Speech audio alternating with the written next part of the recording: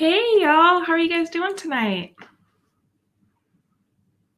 Let me pull everything up. All right, what are you guys working on tonight?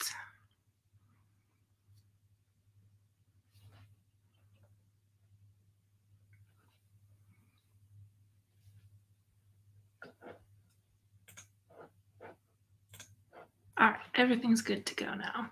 Do you guys like my Christmas lights, or are they too distracting?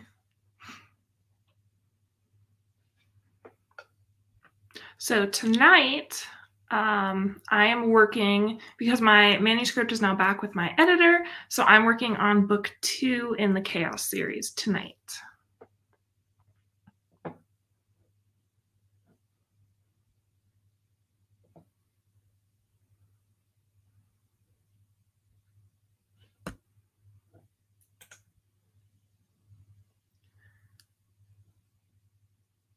Thank you so much for being here, though. I hope we get to see you next time.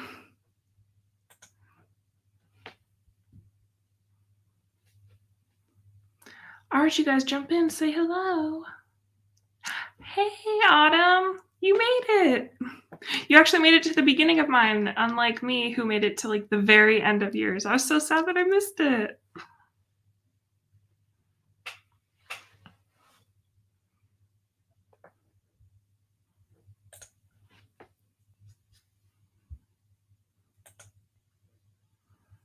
So, Autumn, what days do you usually do your writing sprints? I feel like I haven't figured out what days you are yet. I don't know why.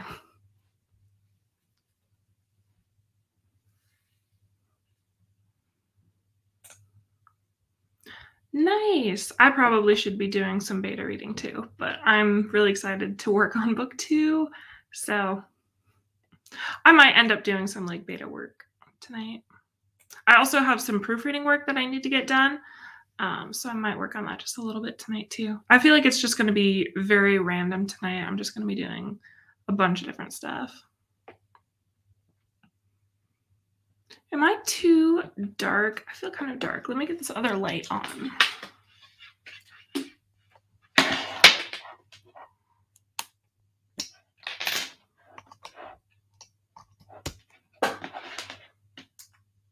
Okay, that's a little better. There we go.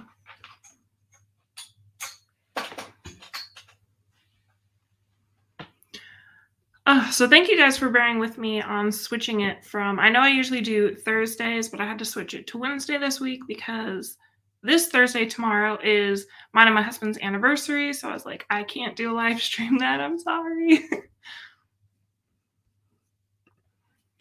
December is a bit of a crazy month, but I try to do at least 2 streams a month. They're either on Saturday morning, a Wednesday evening, or Saturday midnight sprints. Oh, fun. Yeah, I've decided I think like every 2 weeks works pretty well for me.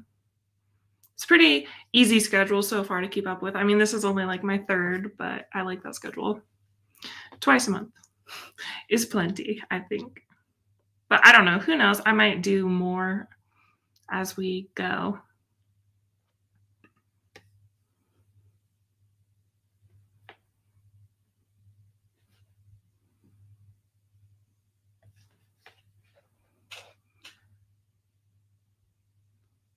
Who else is here? I see someone else is here. Come say hello to us.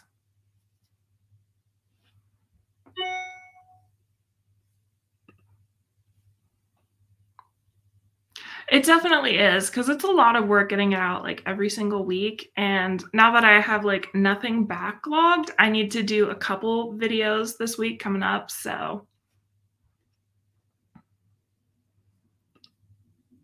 I missed what you're working on. Oh, I'm working tonight on book 2 in the Chaos series. Book 1 is with my editor right now. I just sent the manuscript back on Monday, so it will be a few more weeks till I get it back to work on.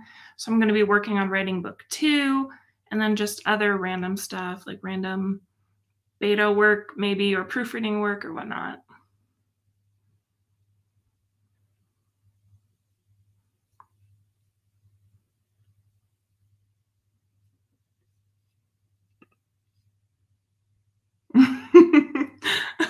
Do you not have any? I at one point had like 3 backlogged, and that was really, really nice. But then I went on vacation and used them all up because I didn't make a video for 3 weeks straight, so it kind of just, like, ate into all that, and then so I've just had, like, 1 video backlogged so far for everything, but I need to get on that because I already picked Tuesday so that I can, you know, create videos over the weekend and get them edited, finished up by Monday, and upload by Tuesday, but I still want one in the bank.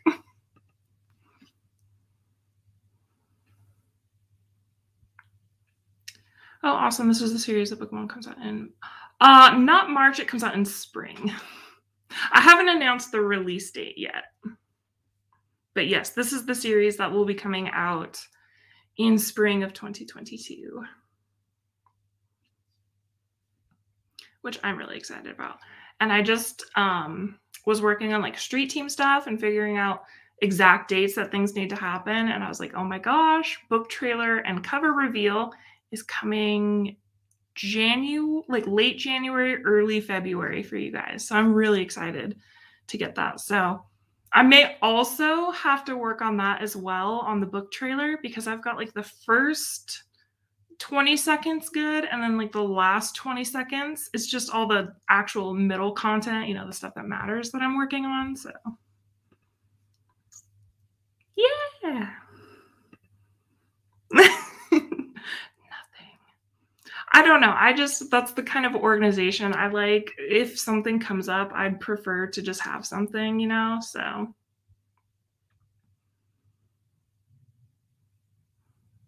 Then I don't feel like a bunch of pressure to just put out something that's not good or that I don't feel is like my best work. Because that's always my goal is, you know, every video should be my best work up to that point. And I think I've been doing that, but feeling rushed does not help at all. I am. It's a lot of work. I've been working on it for months already, and I keep scrapping all my ideas. Like I think one thing and then I'll start on it and I'm like, no, that sucks. Let's scrap that. And then I do another one. But now I've actually I've picked the music for it. So now I'm getting everything together. I hope it turns out good. I think it will. I've been like bugging my husband a bunch with it. I'm like, ooh, look, I got 2 more seconds done. Come look at this. And he's like, oh, okay. That 2 seconds is fantastic. It's a lot of work though. I was thinking about hiring someone, but I don't know. I don't know that other people will understand my vision who haven't read the book. So I'm like, no one knows my book better than me. So we'll see how it goes. Having a backlog is such a smart idea. I've been waiting to be at least 1 video ahead, but I know it's really hard. Like once you catch up and you don't have the backlog anymore, it's really, really hard to get caught up to it. It's almost impossible. It feels sometimes. I'm like, I record my 1 video, but then I have to do, it's just so much more work to do. But I have to do it. I have to do it like this week or next week, come up with something. Or maybe I'll do it like the week that my book trailer or my Meet the Cast or something comes out, because then I don't actually have to work on those. My Meet the Cast is like 80% of the way already made. So if I record a video that week, then I can actually backlog. I know, I'm excited to see it too. I'm like, I want it really epic and big, so hopefully. Oh, thank you so much. I'm very nervous about it because some people, I don't know, you just see some book trailers, some are really, really cool. And then some are really cheesy. And I'm like, I don't want it to be cheesy.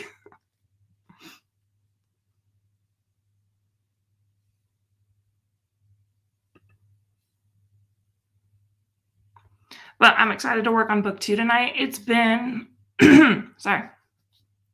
It's been a few weeks since I've worked on the book because I was working on edits for book 1.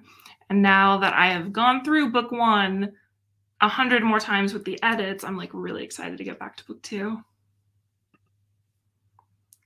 Have you decided how you're going to publish your books? Like, are you doing ebooks, paperback, hardback, or audiobooks?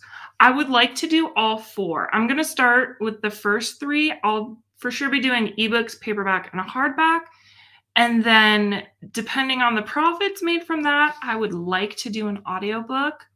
I know audiobooks are like the new big thing. Like if you're releasing a book, you should have an audiobook, and I totally know that, but it's so expensive to do.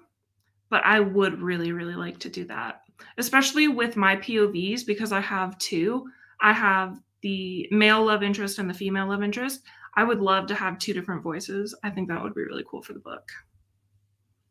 But that would definitely be coming out after the release. My proofread won't even be done until February 15th. So that would be really, really quickly to have to get an audiobook done. And I don't know, I wouldn't be able to get it done before release. So if I do have an audiobook, hopefully, yes, we'll have an audiobook. It'll be out after. Yes, they can be super expensive because they charge like per hour that they do it, and audiobooks are hours and hours long. You know, they're like 10 plus hours, and if they're charging $100, $200 an hour, it adds up for sure. It can be very, very expensive. Oh, no, you can't stay. But hi, Billy. Thanks for being here. Ugh, lame. Tell them this is more important. This is where you'd rather be. Hey, Liv. How are you doing today? Oh, he's employed. Right? Those people who work regular jobs. Ugh. Yay. I feel like all the exciting stuff is finally coming up for my book.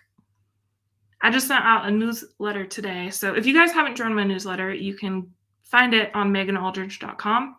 But I just sent one out today, and I was like, everything's coming up. I've got my book trailer and my cover reveal coming up. I've got my Meet the Cast coming up. I've got pre-order announcements, which I'll be doing giveaways. I'm working on my street team, so I'll be doing street team recruitment very, very soon. I'll be doing ARC reader recruitment pretty soon. So it's just like all these things at once. I'm like, ah! Oh, yay. I'm doing good tonight. Been a pretty good day. Just me and Lacey hanging out. She was basically just sleeping on the couch all day, and I kind of had the day off today. It's been a few weeks where I've been like working through the weekend to get stuff done too, because I was sick, you know, those few weeks ago. So I like haven't taken a day off. So today I was just like, okay, we're sitting down and we're watching TV, but then I ended up working, of course. So yay. I know, I'm like dying to get all this stuff out to you. People keep asking me, they're like, have you released the stuff yet? I'm like, I'm sorry, no, I haven't. But I also announced in my newsletter, so I guess I can announce this to you guys, that on Christmas Eve, I will be having a video coming out on YouTube, and I have special presents for you guys. So you have that to look forward to.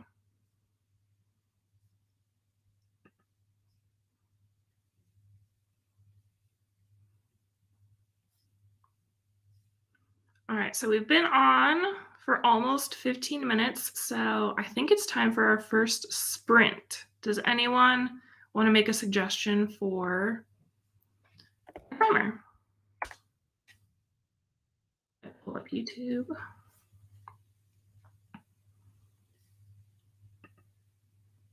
Yeah! I'll just give all the gifts this Christmas.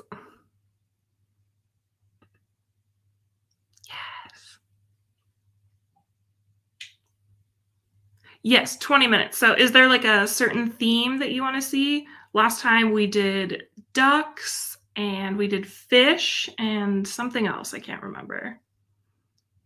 Oh, I wish. I want a blue Bugatti. That would be the car that I want. It's not excessive at all. Like millions of dollars for a car. Okay, so yes, we will do 20 minutes for sure. Let me pull up a 20-minute timer.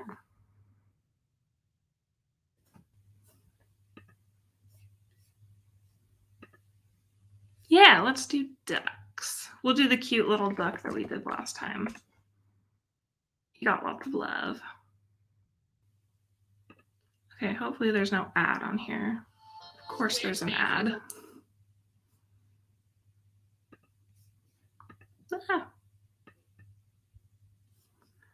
All right, you guys, I'm getting this pulled up, and then we will start our first sprint. Okay, how do I do this again? I remember this. I'll figure it out.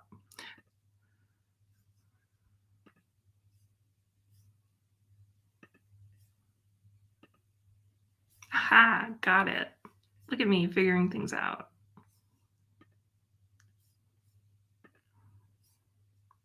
All right, so if we are all ready, we're going to start our first sprint in 3, 2, 1, go.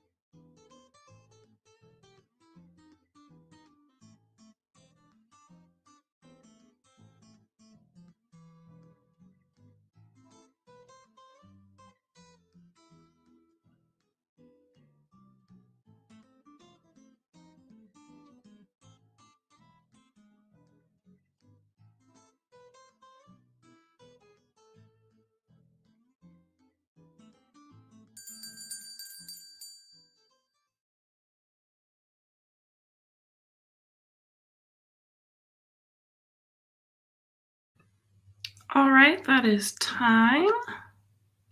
Yeah, I did it right. Okay. How did you guys do during your sprint? I got 168 words written, and I figured out a big part of the plot that I needed to figure out. So, very successful.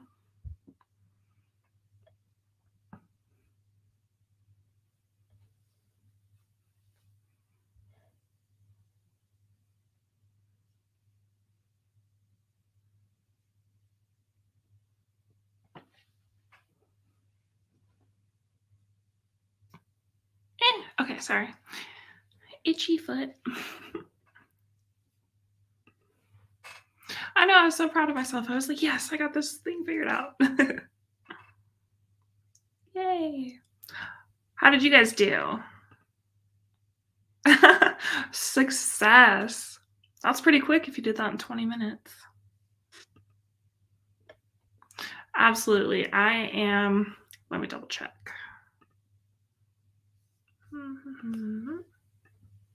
84 pages into book 2.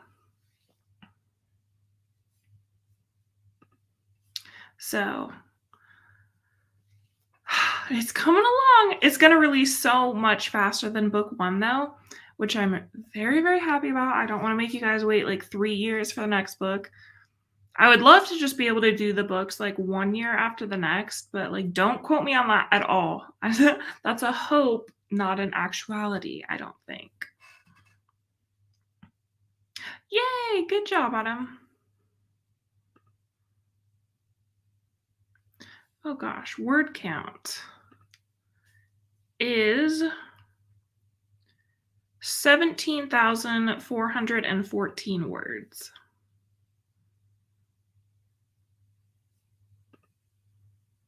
I forgot to check how many words I was at when I started. That's okay, but welcome.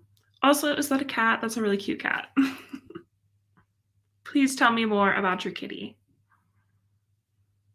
So, Autumn, what sort of story are you beta reading right now?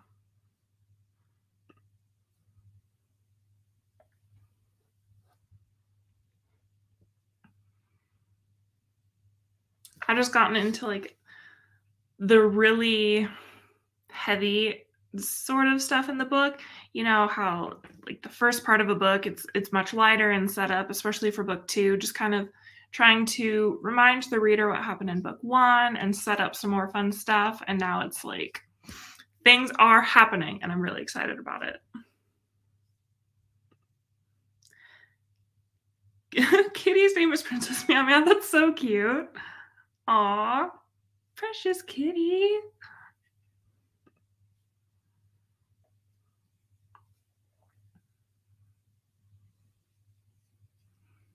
Right now, I'm almost to the point where I'm trying to think up some monsters. Most of like my creatures, I know exactly like who is going to be what sort of creature and what it is, but I'm still deciding on this monster that's about to come up in the book.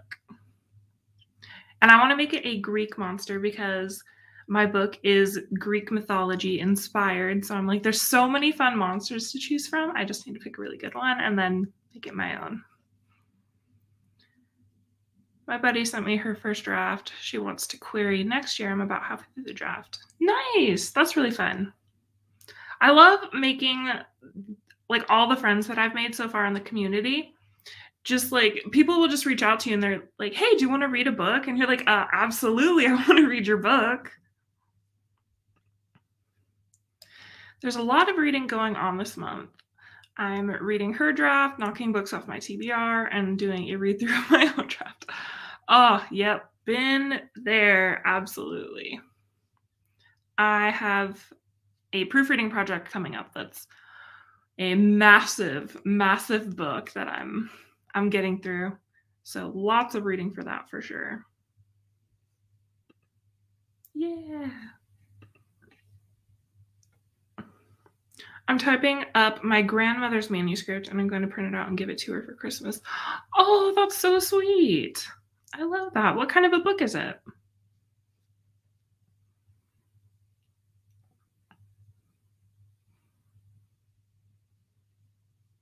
Are you getting it, like, bound with a cover or just kind of, like, binder manuscript? I mean, either way, that's amazing. I just wanna know more about your project.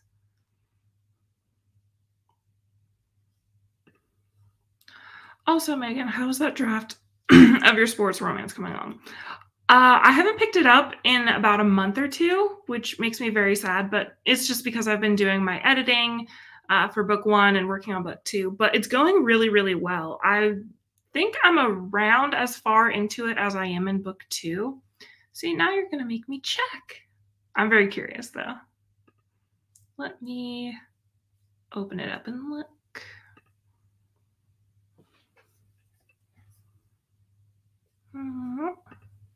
Where do I keep things? There we go. I have so many different folders for everything. I'm like, which one is it? That book is at 16,605 words. So pretty far along into that one also.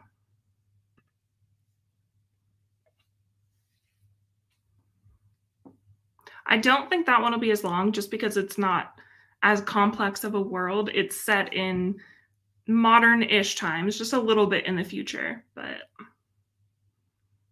not as much world building, and I find that it comes out much quicker because I don't have to think of all the things that I have to think of in a fantasy world, like all the religion and building their world and their class systems and magic and all that.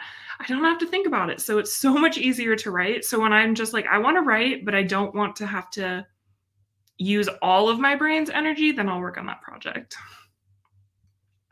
It's based on the life of one of our relatives from England in the late 1800s. That sounds really cool. Yes.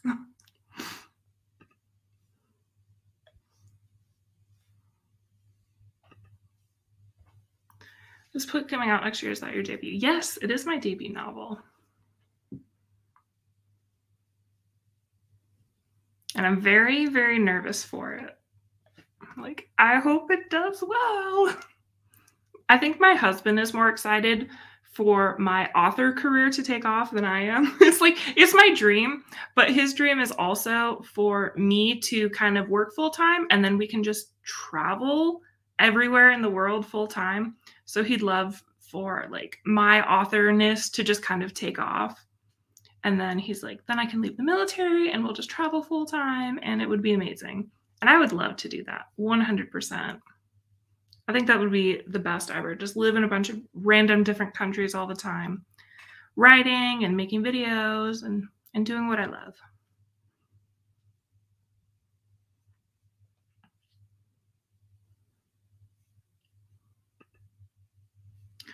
Does it have a title yet? It's like a title. Yes, my debut novel is titled Queendom of Chaos. It is a dark fantasy historical romance novel. So it is book 1 in the Chaos series, and I haven't released the titles for books 2 or 3 yet, which I do know, but oh my goodness, it took me about a year or more to come up with the title. Titles are very hard. I'm sorry, I don't really have much advice for you because I'm still working on it. My sports romance that I'm working on, I'm trying to think of a good title, and it's just, that's not going well either. I'm like, once I land on it, I know it's going to be perfect, but it takes a lot to find a good one. Oh, thank you so much. Oh, thank you. Are you going to vlog that experience, like release week vlogs or anything? Yeah, I would love to do like a full week of videos leading up to the release and then do like a big something like a live on release day. I think that would be really fun to do.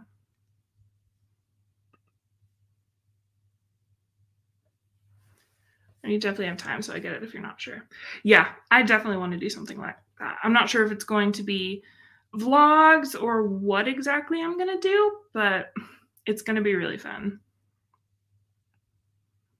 I feel like the next really big thing that I'm working on besides, you know, like the trailer release and the cover release and everything is the street team. I've been kind of just like putting things together for that and figuring out how that's going to work. And I'm like, oh my gosh, I'm so excited for street team. And I've already got some people who want to do it. And I'm like, yes, success. Yes. I'm so excited. Like this, I knew it was going to be an exciting process when I went into it. Like my dream has always been to have a published novel. And now that we're getting here, it's even more exciting than I thought. Like just talking about it, I get like, I'm so excited.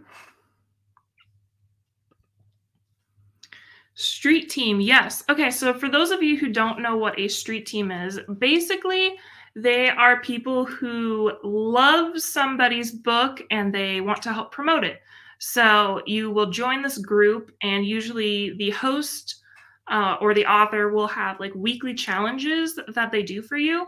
And then once you complete the challenge at the end of the week, you get to win prizes. Hi, by the way.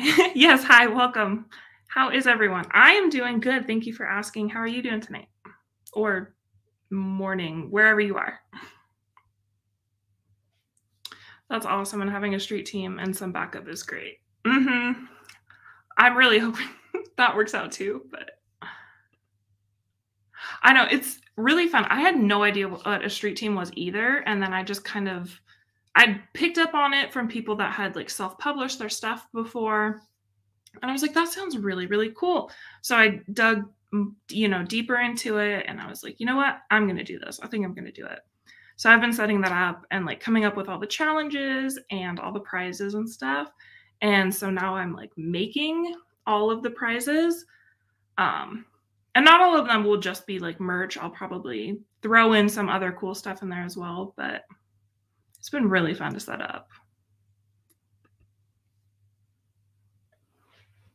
Some of the challenges might be leaving a review. Like my first one is going to be read the book, obviously, because you can't promote a book that you don't know. So it's like first challenge, read the book. And then I'm gonna like have people enter into a drawing for I don't know, I haven't really decided yet, like stickers or t-shirts or a signed copy of the book, whatever. I think it's gonna be awesome. Yeah, it's 1:47. I'm procrastinating, but at least I can justify it by being here. Exactly. I was doing that all week with my editing that I had to get back to my editor. I was like, oh no. I don't know why I was procrastinating so bad, but I got it done and I got it back to her. But have you thought about getting your books into bookstores? Sorry if this is supposed to hush us stuff. No, it's fine. I will. If I don't want to talk about it, I'll tell you. But I love talking about my book all the time. Yeah, I would love to get it in bookstores. So that was kind of like another challenge that I was thinking the street team could help me with. Because I feel like if you have more people asking for something, it's a little easier to get stuff into bookstores. But I would love to do that, get in bookstores and do like book signings and stuff. I've seen in the base that we live near, they do different booths and stuff inside of like the BX. And I was like, well, that sounds really cool. And I think it's really cheap to set up or free. It could be free. But I think that would be fun too. Just like setting up booths and actually talking to readers.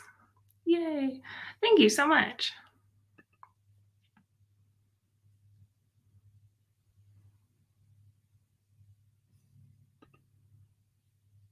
Book signing is a dream. Yes. I think it's so much fun. I keep thinking of like, okay, when I'm at this book setup, what am I going to do? And I've like started planning it. I'm like, okay, stop, give yourself some time. Your book's not even out yet. You have time to plan this. Other things are more important than coming up with your book signing stuff. But it's really fun. Like I already have my business cards made up that I'm going to have and figure out how to do like ebooks and stuff. I'm like, this is really fun. I find setting up all this stuff really fun. It's definitely overwhelming at times, but at least I'm enjoying it. You should definitely go for it. I love going to events and seeing authors set up and talking about their books. I know. I feel like we haven't seen a lot of that in the last couple of years for obvious reasons, but I wish they did more of that around where I live. I think they do it at the store. I don't have a Barnes & Noble in my town. I don't have anything here. It's so small and we don't have a lot of stuff. Like I don't have a Costco. I don't have a Barnes & Noble. I'm like, what town is this? Where do I live? But we've got like 4 Walmarts, so I guess we got that going for us. But I would love to see more things set up around me. I might have to like drive out somewhere to go to bigger ones. When I was in Washington, the Barnes and Noble, they had a huge book signing where they had like 100 authors or something all just set up randomly around the store. And I thought that was so cool. And I was able to go and see one of my friends who's an author. She's got a couple books out. And so I was like, yes, I'm going to come support you. Absolutely. So I got her book from there. I think it's just so fun. You walk into a bookstore and a lot of them will have like local authors. I need to check those out more. But what we have Books A Million. So I don't know if you guys have heard of that, but I think they also do book signings. It does feel very Barnes and Noble-esque in there.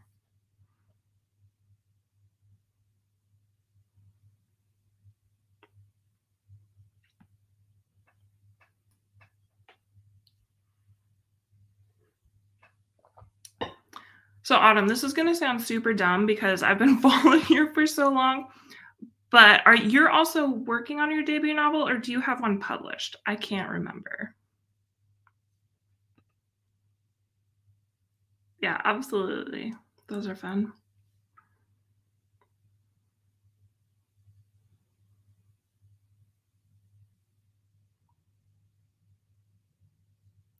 Oh, also, did you tell us what you're working on tonight? Let us know what you're working on tonight.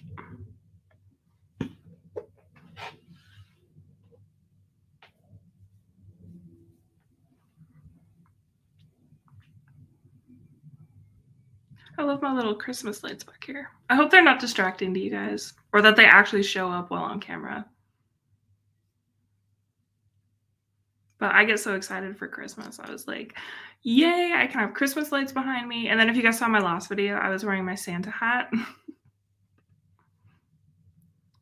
Okay, perfect. I thought so. I was just like, why do I feel like you have a book out? But okay, yes, I'm working on my debut. I always make the joke that the movie out in 67 years. It feels like that sometimes. People ask me, like, since I said, you know, I'm writing a book, which was almost 3 years ago now, they're like, how far are you into the book? Or is it out yet? And I'm like, no. And then, you know, a month later, is it out yet? Still no. I'll let you know when it's out. You will absolutely know when it's out. That poor story has gone through so much. I know. My book too. It's just overhauling things, rewriting POVs. I feel like I talked about this before. I don't remember if you were on here. But at one point, chapter 1 was in the female's perspective. And then I was like, this makes absolutely no sense. And I had to switch everything to the male MC's perspective. And then everything just kind of like clicked at that point. But it's like, it took months to do. You get into it and it just takes forever to get the stuff done. But then when it's done, it's awesome.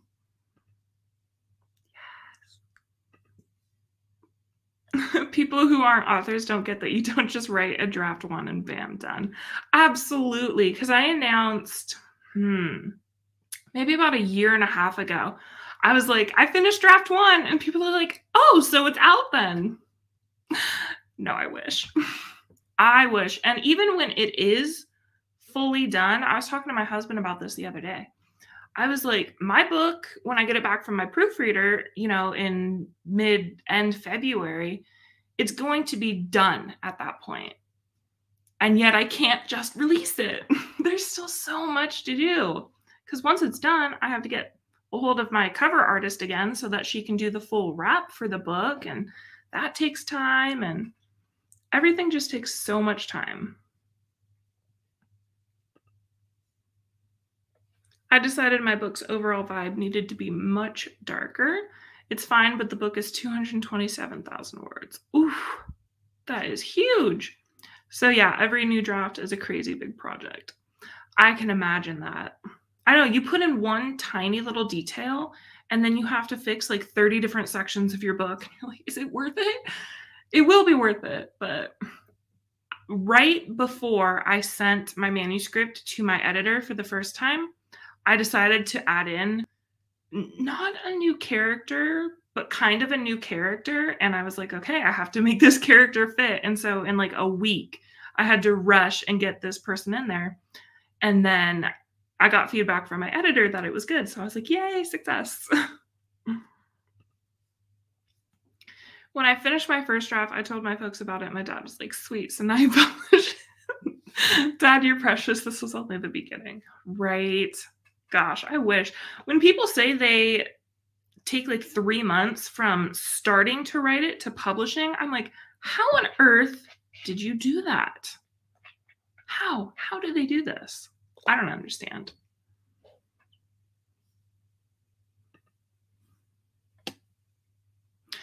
Absolutely. Totally worth it. A pain in the butt, but worth it. It's going to be very weird to me. Once I get it back from my editor in a few weeks and I make and implement those changes and I send it to my copy editor, I can't change anything else. Like, that's it. No more changes in the plots whatsoever. And that's very scary and exciting, but scary. Yeah, I made a summary document that covers what each chapter contains so I can track down continuity issues. That's a good plan. I'm hoping it'll help me through the process. Yeah, that's probably the best thing you can do. I should have done that. Sometimes I'm like, oh, I need to find this thing. And then I'm just like scrolling forever trying to figure out where it is. Some of the things I know exactly what happens in that chapter. But other things, I'm just like, where? I know I have this in here. Where was it again? I want to know that too. It's their superpower, right? I need to figure that out. People who release like 5, 6+ books a year, I'm like, I can release one every, 6 years. Like, how do you do this? I feel like just the critique and beta reading process takes 6+ months, like just by itself. It takes so long. And then your editors, that's another 6 months right there.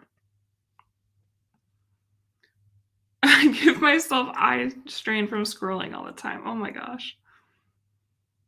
How many documents do you have? Like, does it ever just like load, like buffer? You're trying to go down and it just like stalls? Like, do you have it in multiple Word documents or is it all in one? I feel like even just on mine, sometimes I'll be scrolling and it just freezes. And mine's under 90,000. It's like 88,000 right now, I think. Gosh, yours is more than 3 times the size of my book. That is huge. I saw Courtney from the Courtney Project recently post that she and her co-writer published 8 books this year. 8. Oh my gosh. That's amazing. That is some talent right there. You got to have all your books. Oh my gosh, I can't. Like, did they just have them all planned out first and then write them? Like, that's amazing. Multiple Google Docs because it can't handle it. Yeah, that's kind of what I figured. Like, anytime I upload, I can't even put a whole manuscript on Google Docs anymore. I have a folder like on the drive, and then I just have each chapter on there, and that's what I send to people. It does not handle big projects very well, unfortunately. Even Word sometimes. I'm like, you're downloaded on my computer. I don't understand this. Why do we have to load?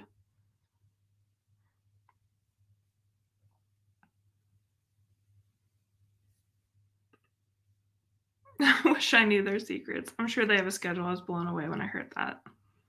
That would be amazing, though.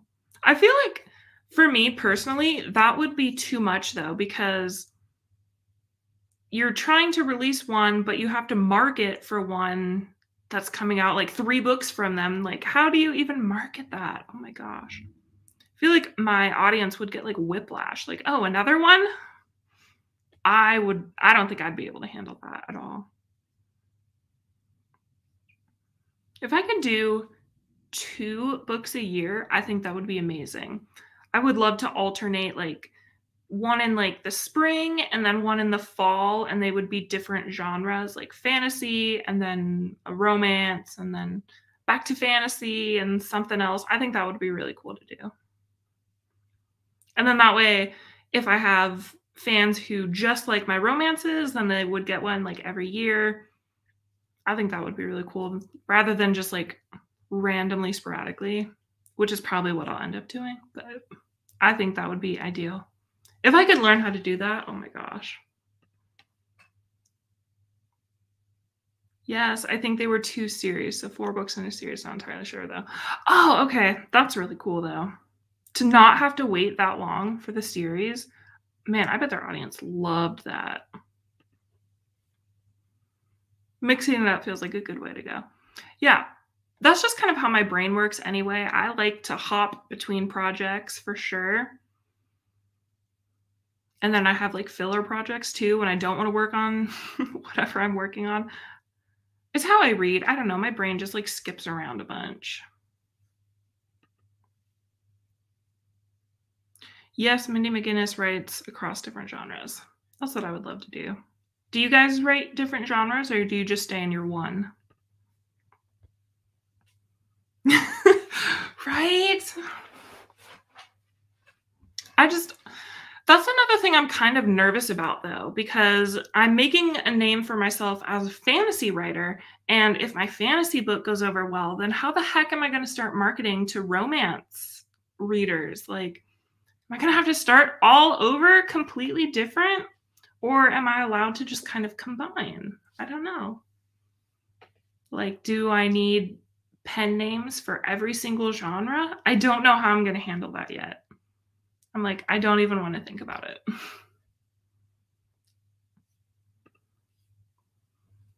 My NaNoWriMo challenge was basically my attempt to avoid working on my main novel. Right? Gosh, you sound like me today. I was like, I'm taking today off and then got a ton of stuff done.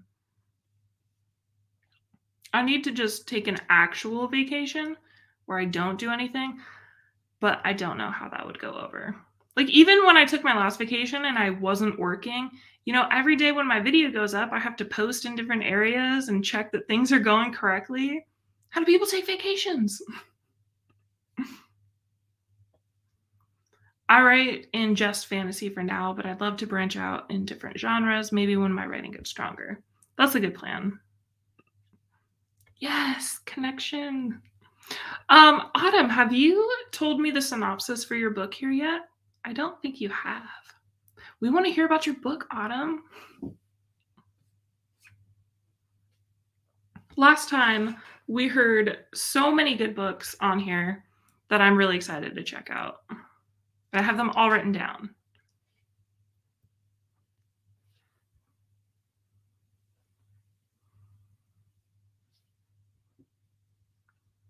And I don't think I've released my book blurb.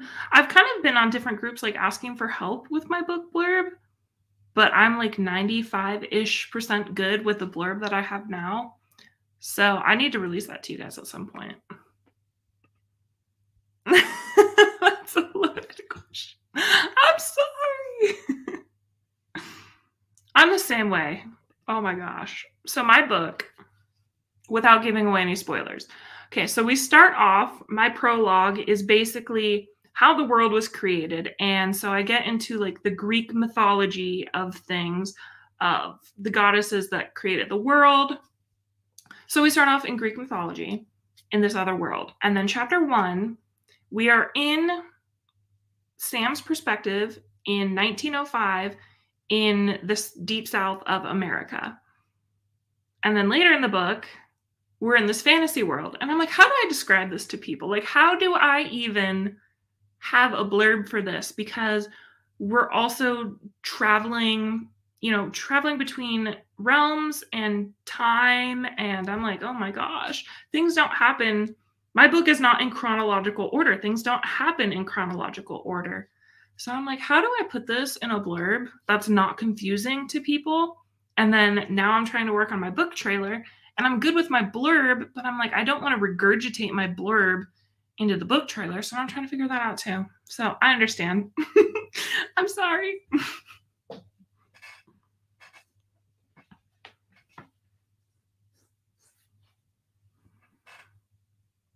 But that was also another issue with coming up with my cover art. I was like, there's these 3 distinct times and settings. How do I make a book cover of that? But oh my gosh, I gave everything over to my cover artist, and I was like, okay, here's the giant synopsis of my book. I went really into detail to things, and she did amazing. I'm so excited to show you guys that.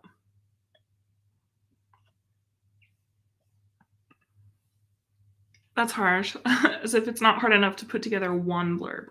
Right. So at 227,000 words, what is your book about? Can you concisely put it into a little 1-sentence synopsis for it? I totally get it, right? It's just like, I'm writing a sort of spy intrigue thriller that's going to be a series, but I also have an urban fantasy I want to write as well as an eco fantasy that I started years ago. That's amazing. Those are all right up my alley. I love those genres, like spy, thriller. That sounds really cool. So what is eco fantasy? I'm terrible at knowing the subgenres of fantasy. Someone last week, they asked me if my book was portal fantasy, and I was like, I don't know what that is. And I looked it up, and I was like, that's exactly what my book is. Thank you for telling me what my book is. I learned so much here. Try to keep the synopsis brief. Oh my gosh. I'm the exact same way, though. I was somewhere meeting someone for the first time, and they knew that I was writing a book, and they're like, what's your book about? And my brain just like stopped working. I was like, things. It's about things. And then I tried to tell them, and their face was like, what are you talking about? I was like, this is bad. I need to come up with my elevator pitch, but I'm terrible on the spot. I could have the perfect elevator pitch, and then someone would ask me, and it would leave my brain 100%.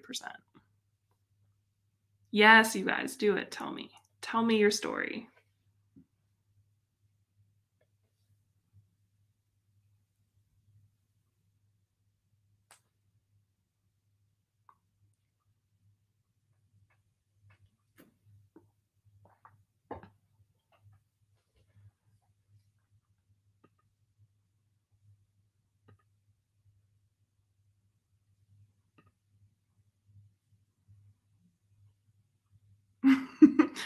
Okay. A young girl in the military academy attempts to fake her death during the King's Guardian competition, but in an unfortunate turn of events, she wins the competition and becomes the next Guardian to... we're only in one of 2. But that sounds really amazing. You already got me with the young girl at a military academy. I'm like, yes. And faking her death. I'm already intrigued. I already want to read it.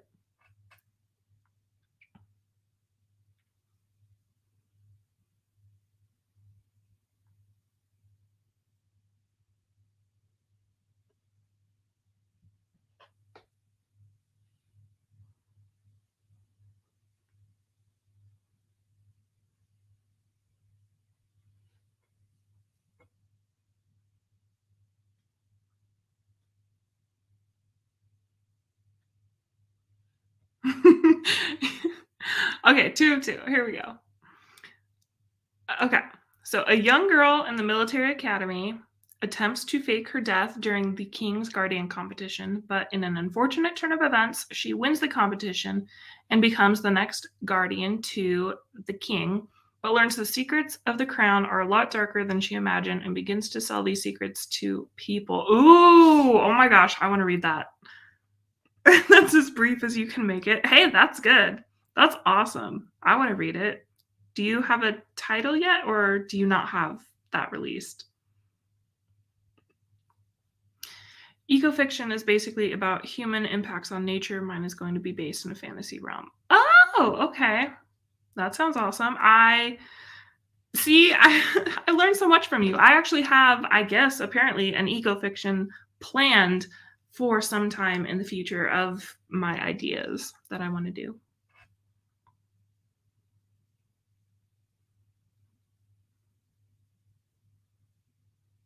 Sort of like a utopian sort of story, but maybe not as good as we think. Oh, you're too kind. It's a hot mess right now, but I'm glad that sounds decent. It does. It sounds really good. It's got all the good things. Like selling secrets. That sounds amazing. All right, yours is war has erupted between two of the elemental kingdoms, a war that will claim countless lives and may even doom the world as their magic and rage corrupt the land and infest the world with demons. Ooh, that sounds really good. Gosh, I'm surprised that you got like all of that into one sentence. Good job. Bravo on that one. So, what are these two elemental kingdoms? I'm just reading it over and over. This is so cool.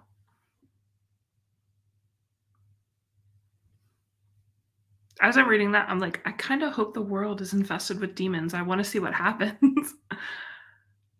I do have a working title. It's called To Save the King. Nice. It sounds like it's perfect based on what you just were saying. There's so much more detail that was skipped. I'm sure. Gosh. I feel like, okay, so yours is like 3 times longer than mine. So that would be like me trying to talk about my entire series in one sentence. I don't think I could do that. So that was really good. Yes, very well done. And it does sound interesting. Absolutely. Do you have a working title that you want to tell us? Or you can, if you haven't released a title, that's okay too.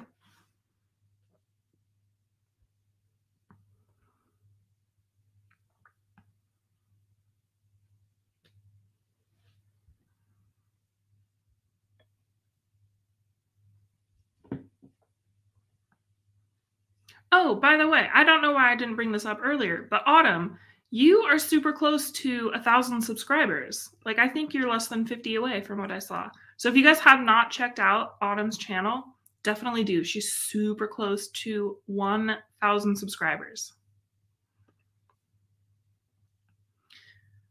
Oh, Pyrophorans, a kingdom with fire magic, whose queen is prosecuting the war, and the Lithians who didn't see it coming but should have expected retribution for things done in the past. Ooh, creepy. I like that. I love how you have a queen. I want more queens out there. Obviously, I have a queen in my book, Queendom of Chaos, but I want to see more amazing queens out there. Yes, it absolutely sounds good. Thanks for the shout out. Oh, you're welcome. You have amazing content, and you do a bunch of live stream sprints as well, and you do pop-ups too. I'm not brave enough to just do a pop-up yet, and I'm so sad I missed yours today. I saw it and I was like, oh, this is gonna be the very end of it. Dang it! But I wanted to come say hi. Queens, I am all for queens. Yes, I love queens.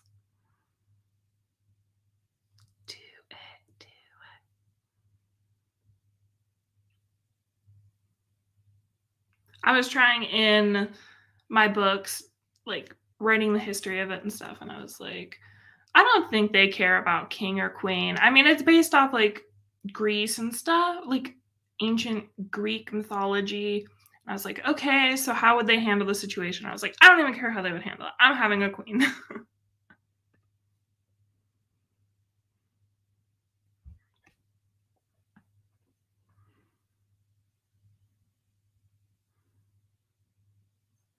I could have also done an empress. That would have been really cool. I feel like we don't see a lot of empresses. Also, what would I call my book? Because I feel like it would be like An empire. I don't know. I don't know what I would call it.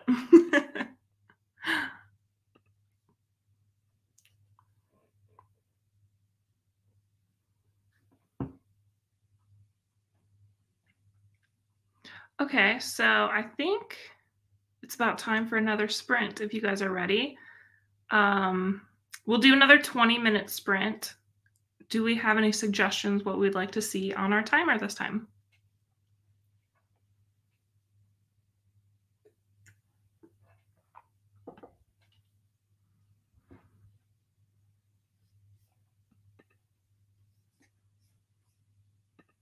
Just over here pulling up timers.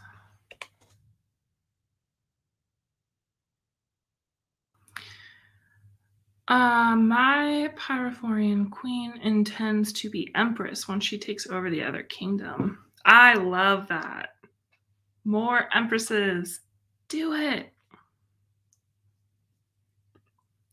Oh gosh, anything. Just leaving it open. Okay, I will pick. Unless someone else wants to pick, I'll go ahead and pick.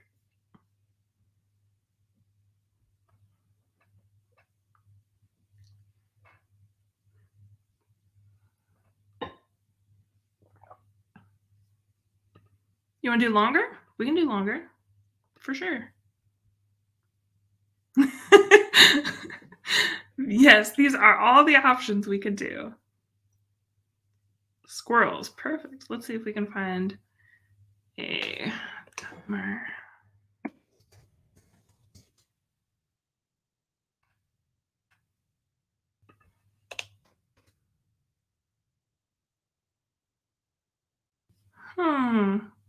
You would think that squirrels would come up, but I don't see any squirrels.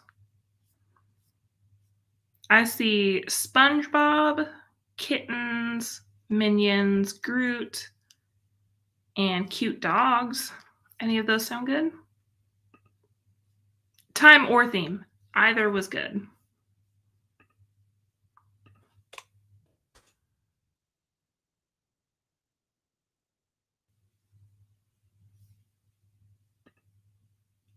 Okay. Here are the two options. You guys want cats or do you want dogs? First person to answer gets it.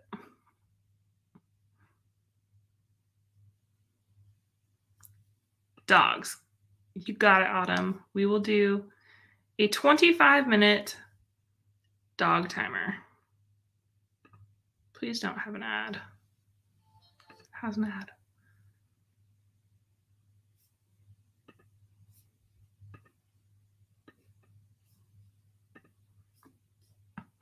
Cute dogs. All right. So let me get this up on the screen if I can. Oh gosh. What did I do? There we go.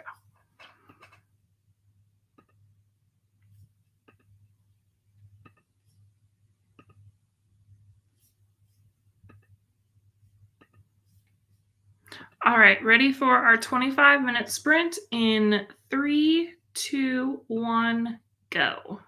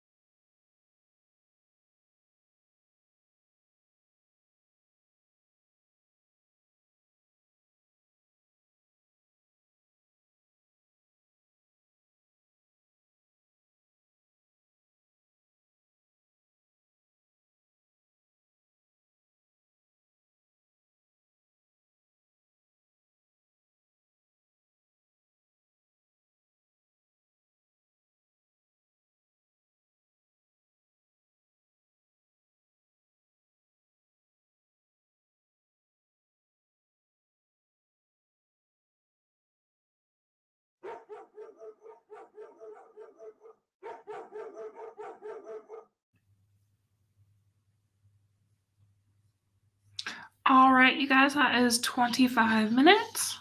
Oh gosh, no, stop. There we go. All right, how did you guys do?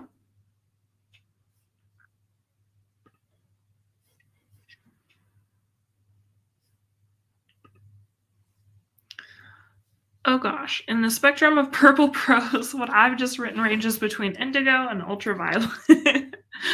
I ran out of steam and made myself a cup of tea and bad at these sprints. Oh my gosh. That's awesome though. Hey, at least you got stuff written. I was kind of doing the same thing. I don't know if you saw me on screen. I was just like, I don't know what to do right now. I'm writing a traveling scene right now in which everyone has to be silent. And I'm like, how do I fill up this time without just skipping ahead or making it super boring? So I like write one sentence and just stare at the screen and then write another. Well, let's see. How many words did I get written?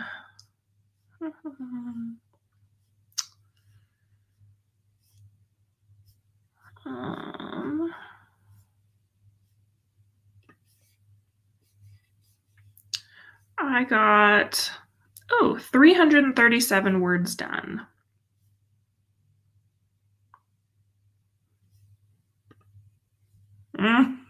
Right. Do they have to be silent for scary reasons? Absolutely. The scarier, the better, right? Woohoo! Thank you. How did you guys do? 239. That's awesome. And you got up to make tea too? Good job.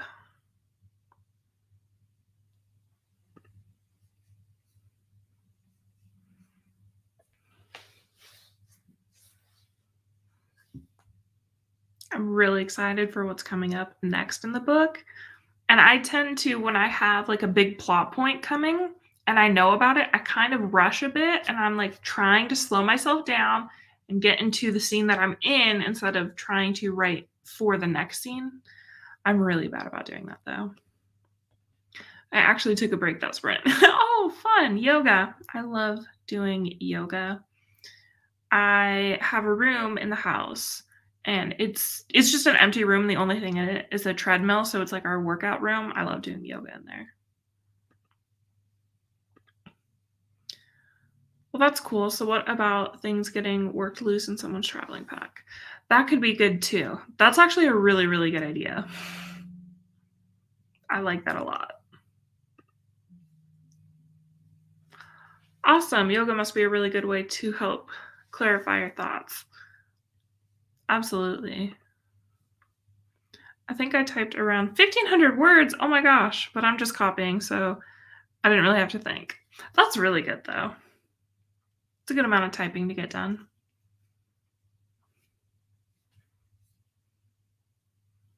My brain just did not want to work, but oh my gosh, your idea is so good. Thank you. I may have to steal it. I don't want to make things like too cheesy, you know, but I think that could work perfectly. Yes, yes. Also, Megan, how did your Thanksgiving go? I hope nobody ate it on your vegan dishes. Oh, it was really good. It was just me and my husband here. So it was really nice. We haven't, I guess this was like our second year of Thanksgiving being here by ourselves. Last year we were living in a travel trailer that we had bought, and then now we're in the house. So it was our first big Thanksgiving in the house, which was really nice. So we were able to make a ton of amazing food. So since it was just the two of us now, no one hated on any of it. Steal away, yay. How about you guys? How was your holiday? If you celebrated. I feel like someone from this said that they were like from Canada a couple times ago, so you did not just celebrate Thanksgiving. Yay!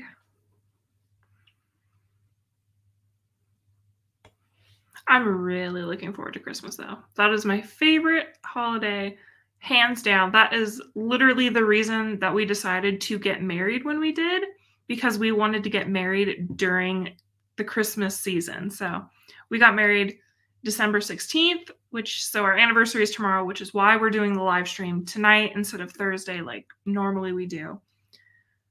But it's so festive. Love it. Just being around all the Christmas stuff, it just makes you happy. And I was like, that's the perfect time to get married. Yay! Christmas, yes. Makes me just so happy. We're going to be watching all the good Christmas movies this week. And speaking of movies, I don't know how I didn't ask you guys this earlier. We just got our tickets. Well, we bought them last week, but for Spider-Man. We have our tickets for Saturday. Are you guys going to go watch the new Spider-Man movie? Because I'm dying to watch this movie. I am so excited for this movie. There's been so many rumors, and I'm like, I hope all of the rumors are true.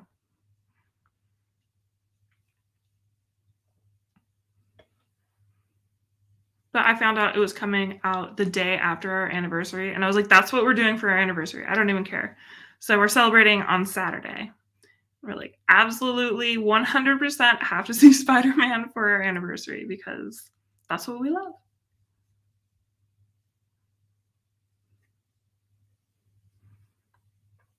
I can't be the only Marvel fan here. We aren't going to see it, but you'll have to tell me your thoughts on it. I bet it's going to be amazing. I really hope so. I think it is, though. Just the trailer looks amazing. I'm so excited for it.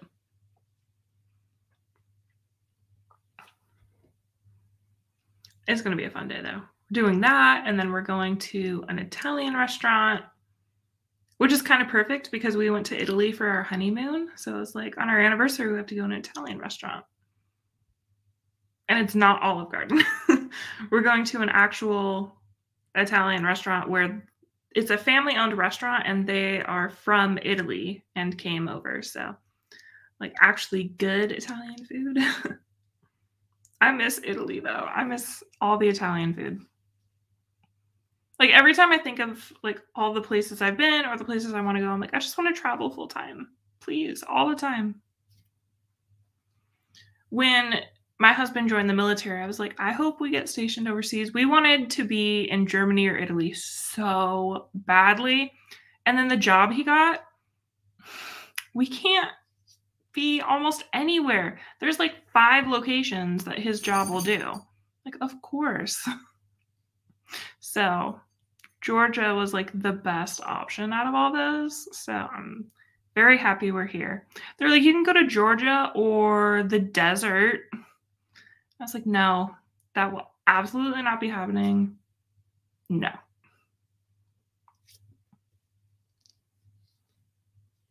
But maybe if he gets a new job soon, then we can just be Germany or Italy, or I don't care. Somewhere overseas would be amazing.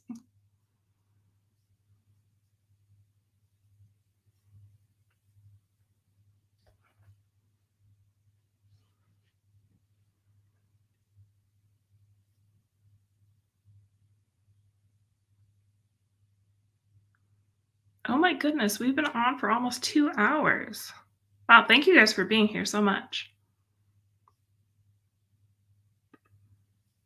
I always feel like whatever your top 3 picks are in the military, they always send you somewhere else. Yeah, I was shocked that we had put Georgia as the top place we wanted to go out of the 6 places he was allowed to go, and we got it. And I was like, yes. And then we got here, and people were like, yeah, if you get stationed here, you kind of just get stuck here. And I'm like, oh, okay, that's fine. Like, if I don't have to move for the 4 years that his contract is, that would be okay with me. We bought this beautiful new home, and I love it so much, so I would not complain staying here. One of my family members wanted to be stationed in Germany and got the furthest place from it. Right? Of course. And it sucks because a lot of like the single guys get sent over there. And I'm like, married people want to go too. But you know, it's cheaper to send them than a whole family. Hey, at least it's Georgia, right? I love it here. I've been wanting to live here for so long, like Georgia and North Carolina. I don't know why.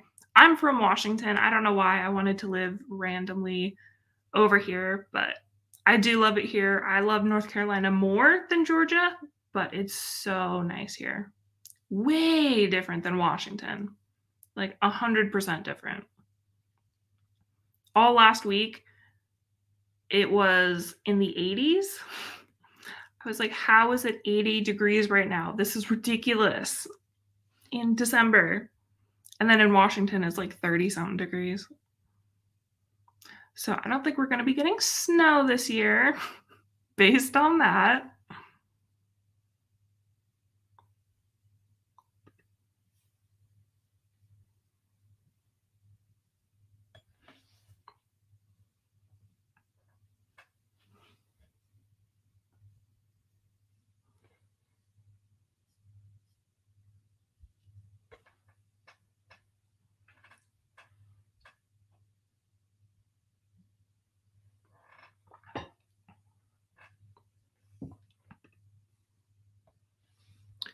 North Carolina literally has the best peaches. You'd think because we're the peach state, we would be number one. Girl, Georgia peaches are a disgrace.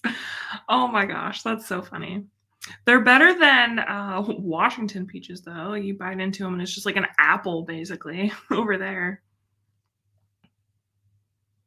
But I love peaches. See, now I want to go up to North Carolina and have a bunch of peaches. This weather has been wild. No wonder everyone is sick, right?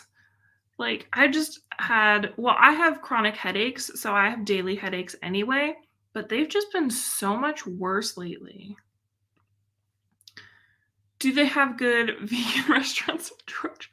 They have no vegan restaurants in Georgia. At least not where I live. There's nothing for like a full vegan restaurant. I wish. That would be amazing. We did drive down to Jacksonville, though, which is 3-ish hours away from us, and they have some amazing vegan restaurants. I was very happy with the choices. We went to like a whole bunch of them. But they do have, like, we have a Thai restaurant that's really good. The Italian restaurant that we're going to, they've got an Indian restaurant. So we do have options, but there's not any just like full vegan ones, which I'm really sad about. That would be a nice thing also about going overseas or like somewhere else. I feel like we would have a lot more food options places, but we recently did just sign up though for like a full vegan like meal delivery service, which isn't crazy expensive, which I thought it would be. I'm like, okay, we're going to try this out. And they're fully vegan meals, which is stuff I can't get at the grocery stores here. So North Carolina peaches fill your mouth with delicious juice, but Washington peaches steal all the moisture out of your mouth. 100% true. I guess they don't know how to grow peaches or have peaches over there. Like they grow apples and then you eat a peach and you're like, this is just an apple. They really do. They're awful. I very rarely have had a good peach in Washington. But then in Georgia, I feel like there's, at least where I live, I don't know if it's just the grocery stores where I live, but there's not a lot of produce options down here. Yeah, there are a lot of vegan options, if not entirely vegan restaurants, not too far from where I live. London's not too far away, though. Oh, nice. It's good to have options like in the restaurant. Like Thai food is pretty easy to have vegan, you know, just have curry with, make sure it's not like fish-based curry, but they do have a lot of those, like yellow curry with vegetables. Yes, any day, please. Or the spring rolls that you get to have with it. And then if we go to an Indian restaurant, we can have roti, which is vegan. It's regular naan is not vegan, but the roti is, which is yum. I swear North Carolina would change your life. You find a Georgia peach. It is this little clementine minus the orange color. So disappointing. Yes. Gosh, I want to live in North Carolina so much. Like, so my husband's family is basically all from North Carolina. And so we've been up a few times to visit them. And every time I'm in North Carolina, I'm like, I wish I lived in North Carolina. I love it there so much. But I want to travel the world first, like live in all the countries and then settle in North Carolina. Yeah, they often season with fish sauce, so you have to check that. Yeah, it's very sad. I'm like, does it even change the flavor? I don't know. Just don't put it in. But I love when they'll have it like marked as vegan. That makes it even better. But not really a lot down here. Like even vegetables, I've learned in the South are not actually vegetables. Like I'll go somewhere and I'll order the vegetable platter and it's either like a bunch of fried vegetables, which you can't really have because there's egg in it. So I'm like, no, thank you. Or it's like baked beans. I'm like, is that a vegetable? Macaroni apparently is a vegetable in Georgia. So even places that say they have like veggie platters aren't really vegetable platters. Cornbread. I don't think that's a vegetable. Last time I checked, I don't know.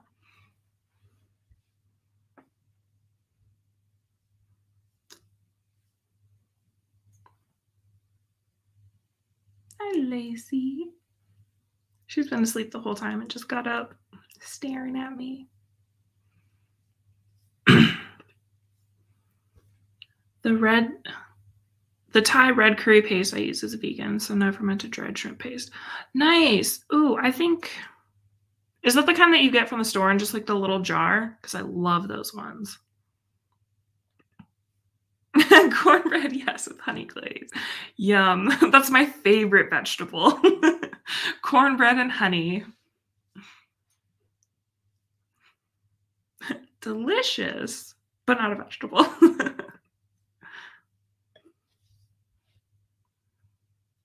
I love curry though. I love making curry. I never thought I would like make curry before. I never even had curry until I was an adult because we just didn't eat that stuff growing up. And by that stuff, I mean anything that wasn't like super American, like the standard American diet. That's basically what we ate. So I didn't really have amazing food till I was an adult. The brand is, oh, okay. I think that might be Thai taste. Yeah, that sounds very familiar to me. Everything in the South is fried or pickled. It really is. I'm like, good thing I make my own food here, but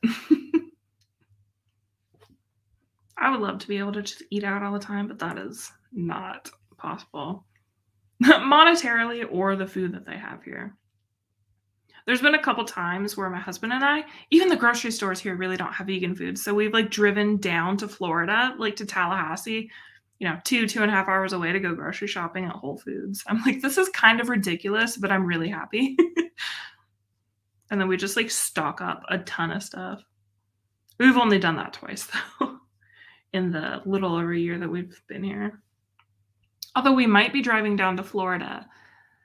I don't know if we're going to go this weekend. I would like to, though. They have in Sewanee, they've got a really cool light show that you drive through, and it's really long to drive through, and then you can get out and walk around. I think that would be a lot of fun. We did it last year, and it was amazing.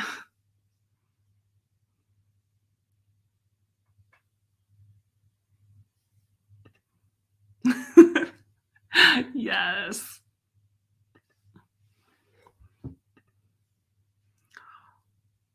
All I know about Tallahassee is it's the state capital. Is it nice there? I don't know. I've only been twice. They have a nice Whole Foods. So Tallahassee is more inland than most of Florida. If you know the shape of Florida, it's like this, and then the rest of Florida is over here. So there's like this tiny bit up here. So that's where Tallahassee is, and like that tiny bit. So they're very far inland. So they're not really near the beaches or anything. Or Disney World, which is obviously the most important thing in Florida, is Disney World and Universal.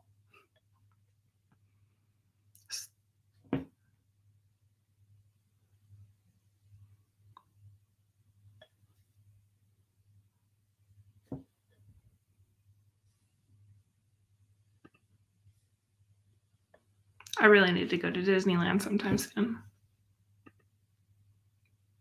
Okay, cool. So you do know where that is. Exactly.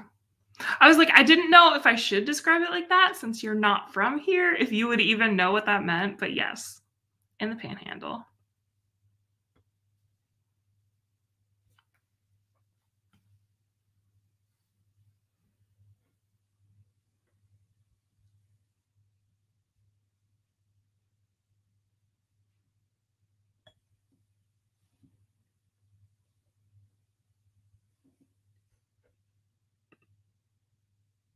Oh, okay. Family in Fort Myers. That's very where exactly is that? I don't know where all of them are. Some people will ask me like, "Oh, your husband's in the military. You must know where this base is." And I'm like, "There are a billion bases. I don't know them all." But that one sounds very familiar.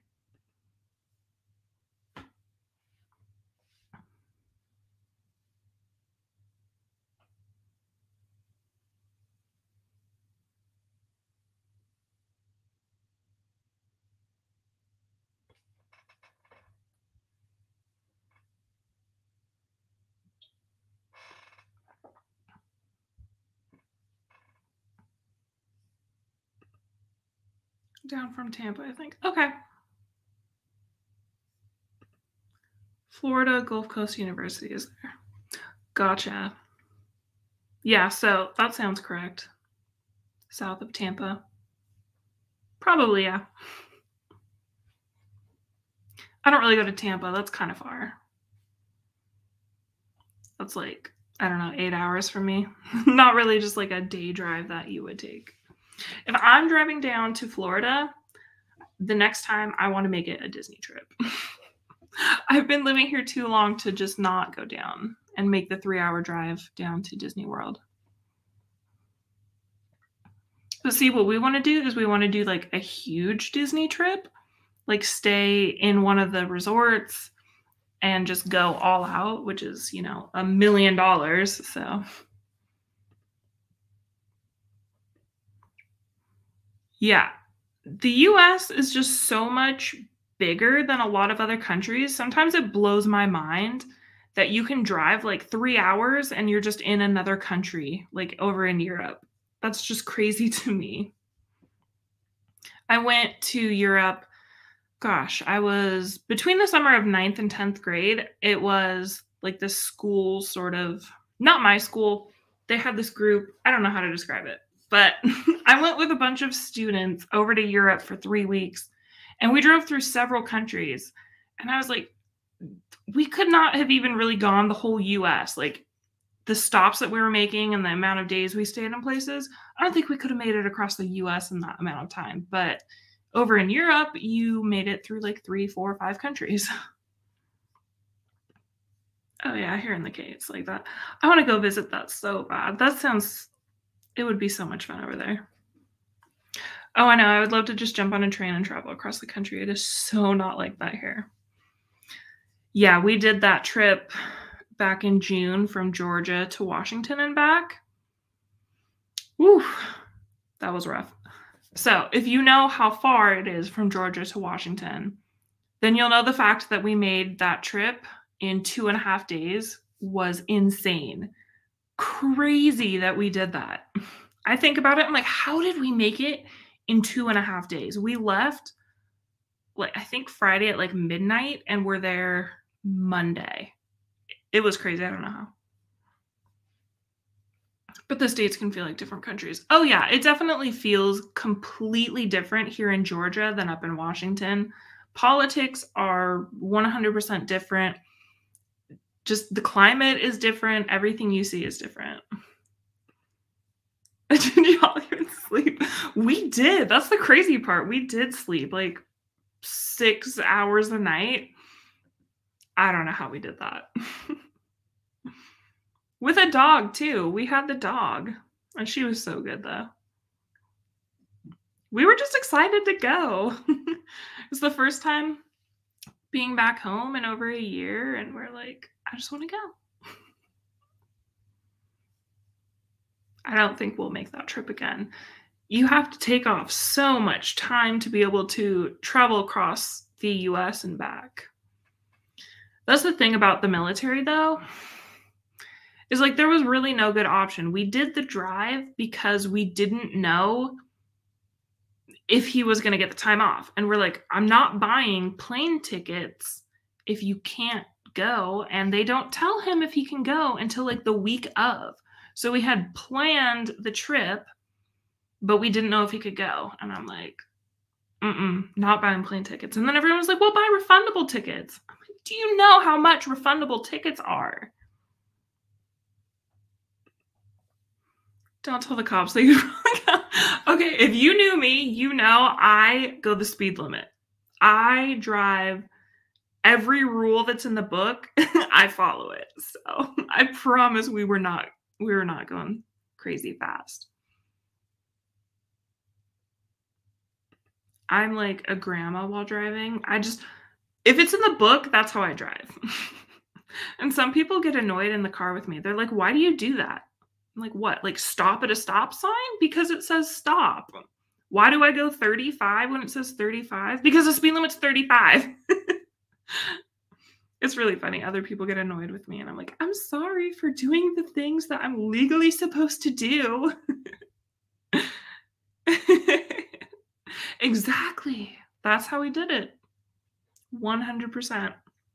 Got my time turner out. Made the trip easy. Gosh, I wish. I wish that we just had teleportation. Like, however I can get it. I would love that. I love how you drive. Do you also drive like that? Am I, like, not alone? Because I have not really I've met, like, one other person in my life who drives legally. How they're supposed to.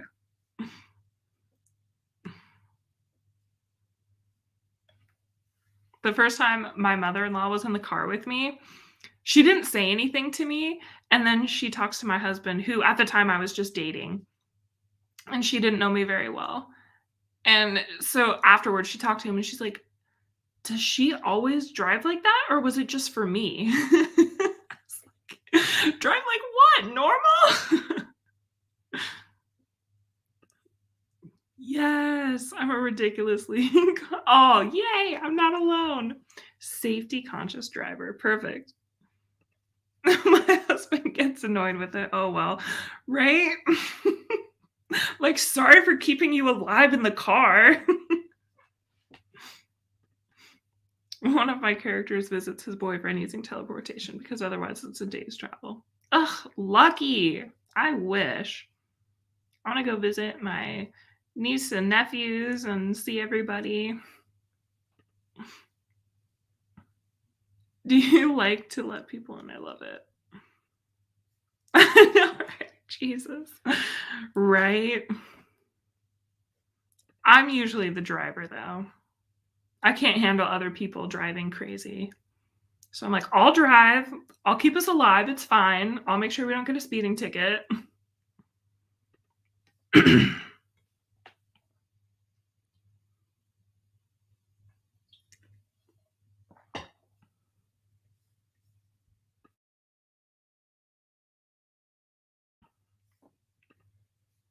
Exactly. Yeah, that's what we're supposed to. Yay. So you're like the second person in my life ever who drives correctly. See, now we can be friends. Best friends. Gosh, I'm so thirsty.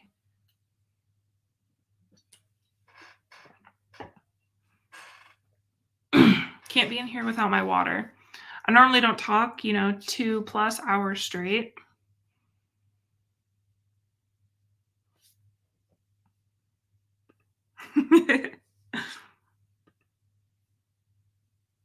Now we know there's someone else out there. Yay! Someone else out there who thinks like we do.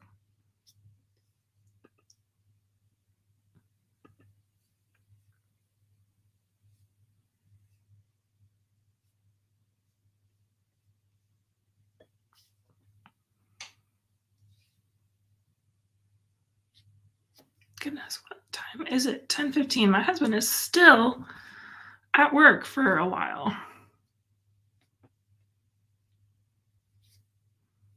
He's on swing shift and doesn't get off till around midnight. So it's very weird. I always try to drive safely and follow the rules, but I'm not always perfect. As long as you're trying. I like that. Not those crazy people who are like, whatever, I'm in the car. It's fine. I'll do what I want. Scared of choking on food while I drive. Oh my gosh. No, please don't.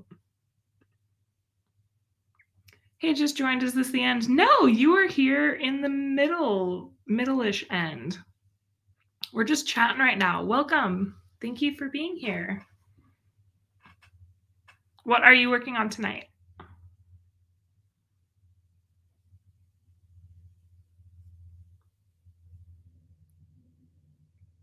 Since you just joined, what we're talking about is our driving habits and how I drive legally, and Liv does as well.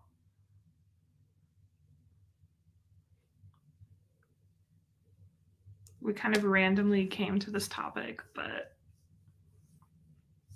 just kind of complaining about the crazy drivers out there.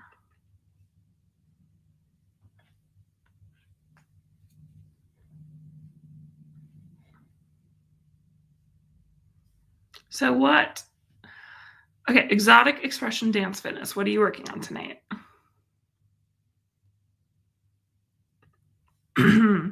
When people say I'm a really good driver as a justification for driving too fast, I'm like, you're not a good driver and you're trusting other driver systems place. Absolutely. Like, the only way to be a good driver is to drive, okay, one, to drive legally, but also being aware of what's going on around you. Yeah, people will be like, I'm such a good driver. And they're like driving with their knees while eating. And I'm like, you scare me. You scare me way too much. The very last run through of my nonfiction. Oh, fun. I am so happy to wrap it up and send to a few more beta readers. Sweet. Do you have your beta readers lined up yet?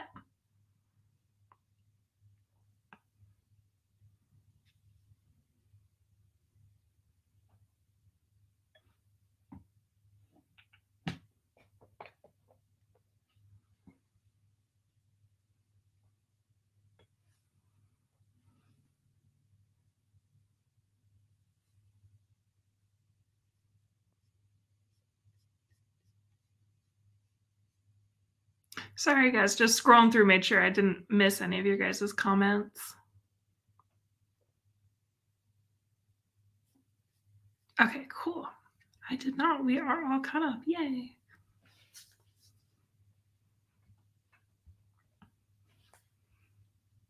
So with Christmas in very soon, a week and a half. Yeah, about a week and a half till Christmas. Are you guys traveling anywhere? Since we're speaking of driving, are you driving or flying or train riding anywhere for Christmas? We are staying put. I'm very happy about that. It's our first Christmas in our new home. So happy to be able to just be here, the two of us. I wish family could come, but next year I know family's coming. I've given it to a few people I know, but with the holidays, everyone's schedule is tight. Going to see if I can find a few people who have a little more time. Not that I'm impatient, just eager, right? You're like, tell me quickly.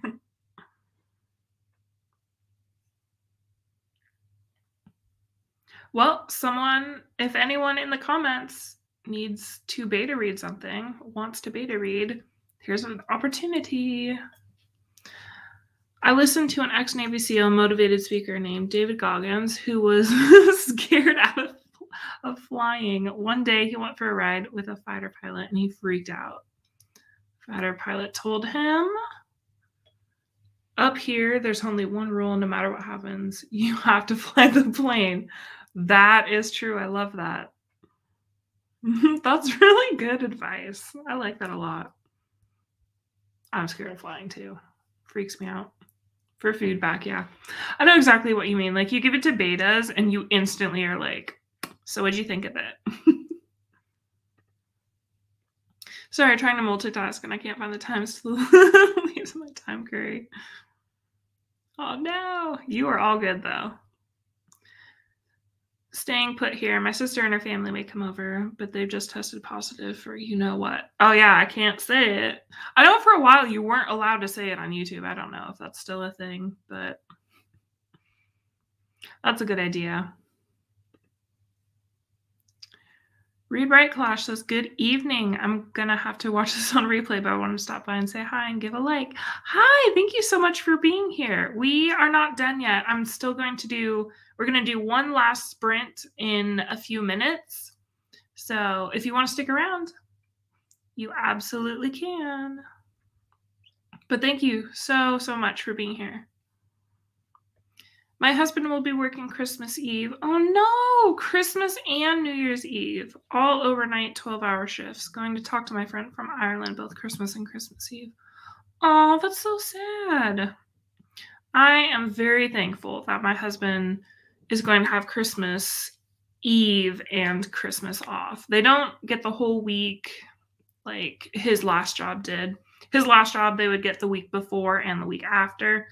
But I am very thankful that he at least gets that time off.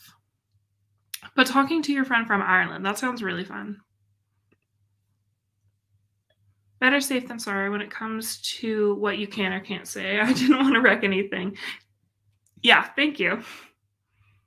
I know a lot of people also like swear on their channel, which I don't swear. That's not who I am or what I do. And so sometimes I'll be watching people's channels who do swear, and I'm like, how do you get away with that? Like, isn't YouTube supposed to check on these things? People are getting in a lot of trouble for saying the you-know-what word. And some people get demonetized for swearing or being political about things, but then other really big channels don't get in trouble for swearing. So not really sure how that works. But yes, better safe than sorry.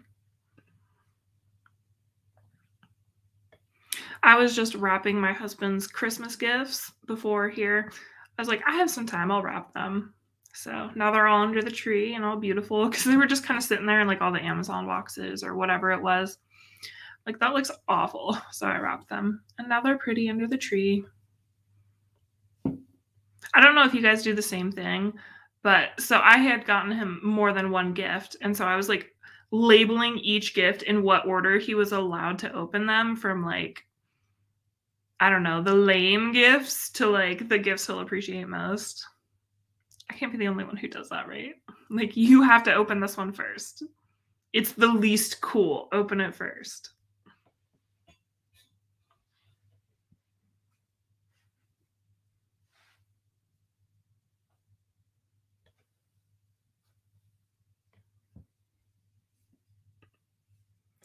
He's off for 7 days starting Friday, so we were going to celebrate early. Oh, nice.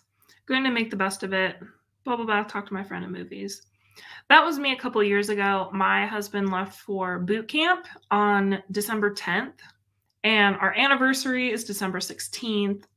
So he missed that, and Christmas, and New Year's, and it was just a very sad time for me. So I know exactly what you mean. But yeah, do what you can and make the best of it. Thank you. I try to only use curse words on someone's channel if they do it first. Otherwise, I try to avoid that out of courtesy. Yeah, that's a good plan. Like, you guys can type whatever you want. I won't say it, but... God, what a time to go to boot camp, right? But it actually ended up working out. He was offered a job that was supposed to get him into boot camp in March, like the next March, so 3 months later. And he thought about taking it and decided he didn't want that job. And so he took a different job that had him leave in December. And I'm so glad that he did because he graduated boot camp in February. And as we all know, 1 month later in 2020, the world blew up. And so he was one of the very last classes that graduated that people were actually allowed to go down and watch the graduation. And eventually they like didn't even have graduation for a while. So he was one of the last ones where I actually got to fly down and see him for graduation. And then I was able to move with him to tech school. So it ended up working out really well that it was in December. I didn't feel like it at the time. It really, really sucked going through it. But who knew that, you know, things were going to happen a few months later. So it ended up working out, but it sucked going through it. Oh my gosh, you're totally fine.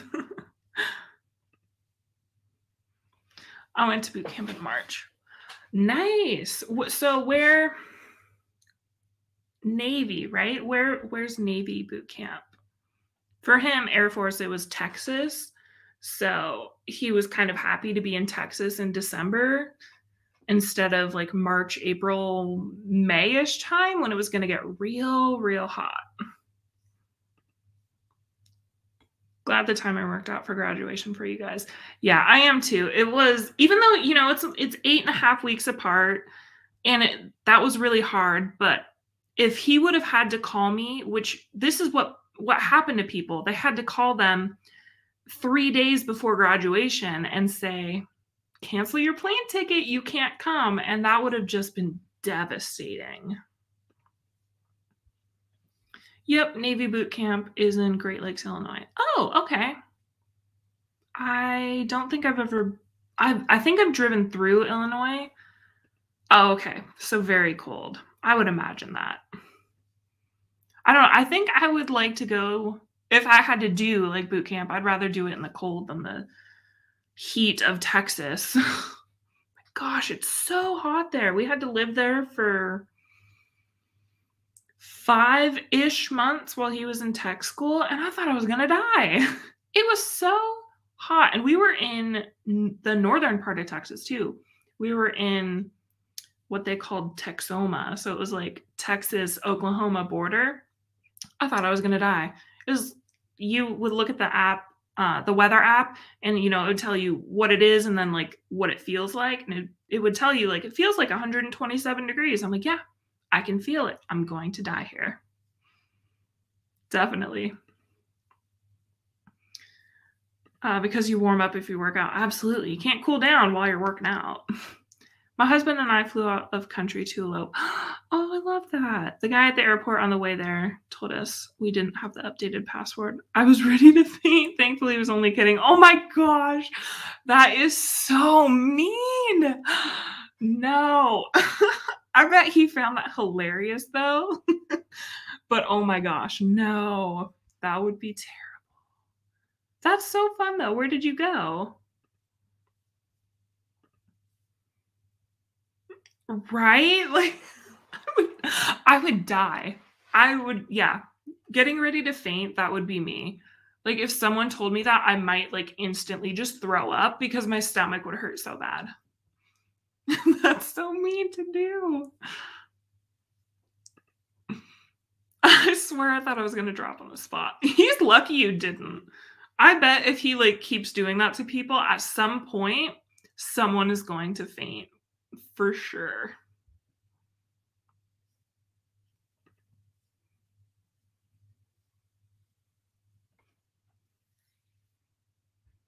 When my husband and I went to Italy for our honeymoon, we, you know, online, we got our tickets together and you get to pick, you know, if you want to be together or apart. So we're like, okay, we're going to sit together on the plane.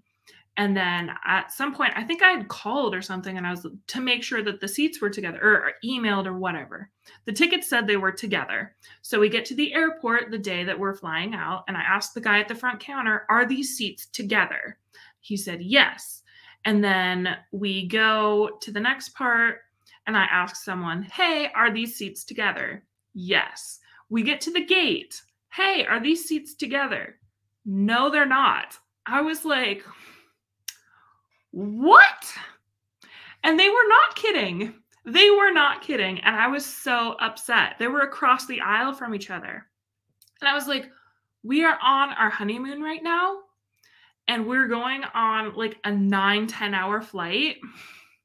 And I asked for months now that these seats were together. And I was assured these seats were together. And she was so mad at me for asking. She was like, "You should have done this before." And I was like, "Oh, I did. I did." So the only seats that were available were like upgraded seats. And so they just gave them to us. She was so mad though. She was like, "Whatever, just take them." It's like, "Okay, thank you." I was like, "Oh no, we got extra leg room now." And I'm 6 foot and my husband is almost 6'4".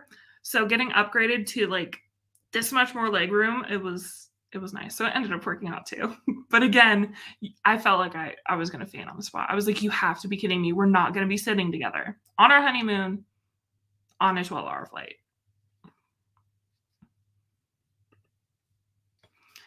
Costa Rica. Oh, I want to go there so bad. So beautiful. It was quite a journey to get there, but well worth it. I'm so glad we didn't do the traditional route. We were able to truly enjoy ourselves. Oh, I love that. Yeah, Jake and I, my husband, we've talked. We're like, if we could do it all over, I think we would have just traveled to a country and eloped. Like that would have been so much fun because then you can just take all that money from the wedding and just go on like a really nice vacation. But our wedding was really beautiful. So that sucks, right? Oh my gosh, this. My husband and I weren't seated together for whatever reason on the plane. We asked the guy sitting next to us if he would be willing to switch seats since it was just him. And he said no. Oh my gosh. I don't understand. Like, did they change what sitting together means? Because they're like, yeah, they're together, they're together, they're together. And then to find out they're across the aisle from each other, I'm like, that's not together. Like, do they just mean they're in the same row? Like, is that what together means now? I honestly thought our wedding might be a disaster considering all the things that happened on the way to the resort. Thankfully, that wasn't the case, although my husband did get stung by a bee. Oh no! Well, I'm glad it worked out though. That sounds beautiful and amazing. Yes, I am tall. I'm 5'11". We can be tall buddies. Yes, we can be tall, safe driving buddies. Perfect. I know people will tell me, like, you know, they know how tall I am, and they're like, "You're so lucky to have found a husband taller than you." I was like, "I know." He loves how tall I am, though.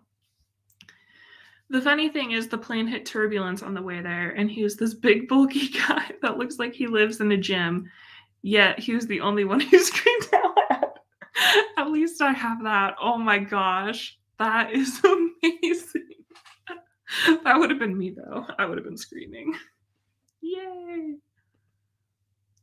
Oh, you're tall too? I'm 6 foot. What? Oh my gosh. This is amazing. I never have like tall women who I actually know. This is so cool. There's 3 of us. There's 3 tall people. Oh, that's so cool. Tall girls, yes. So now I have to ask, do you write tall girls in your books?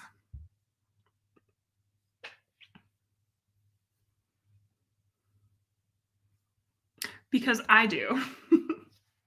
My main females in the book, one of them, she always wears giant heels. So she's about 6'4", 6'5". And then the other main girl, she is 5'10", but wears like little boots. So she's around 6 foot, 6'1". Tall buddies, yay.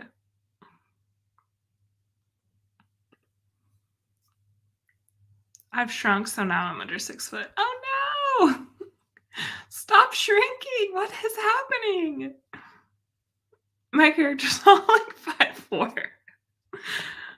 We need tall girls. Tall women representation. That's okay. I have a ton who are super short too. I've got characters. I have one character, she's under 5 feet, and then I've got one who's like 5'2" and 5'4". So like all my side characters are like average height. But I was like, no, I need lead females who are tall and amazing. Not in the tall club. No, come back, join us.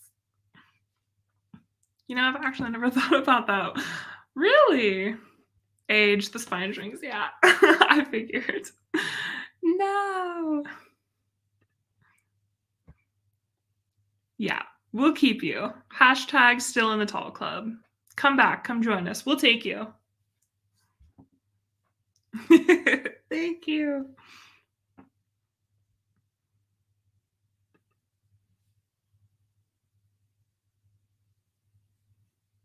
I feel like when people realize how tall the women are in my book, they're gonna be like, "That's not realistic." I'll be like, "You know what? I was on a live stream, and you know how many of us tall girls were on it? It is possible. It is realistic." I just feel like all the girls are always just like very average height or short. Like you always see the short girls with like the huge teddy bear guys, and that is what my male MC is. He's 6'4", huge teddy bear guy. And I was like, you know what? I'm gonna put him with a tall girl. So if she has heels on, she's not much shorter than he is. Take that. Yes. Right. That's so cool though. I never know tall girls. I was always the tall girl in school. Like everyone knew who I was because I was the tall girl. No one knew my name or anything about me or talked to me, but I would like hear people talk about me and they're like, "Oh, do you know who Megan is?" "No." "The tall girl?" "Oh, okay." I was a giant child. So I was in 6th grade, I was like 5'8". I remember, so my mom is like 5'4" and a tiny bit, and I was taller than her when I was 9 years old. So I was just a giant child. So I was taller than everyone else. So, I mean, I get why I was tall girl, but such a great point about diversity when it comes to height. Yeah, it's not something you think of. Like, if you're average height, you don't think about height really. It's just like, oh, I'm going to make this character average height. But yeah, I want to see more tall girls. Game of Thrones had tall girls. I'm feeling lucky. Who's left-handed? I'm sorry, I'm right-handed.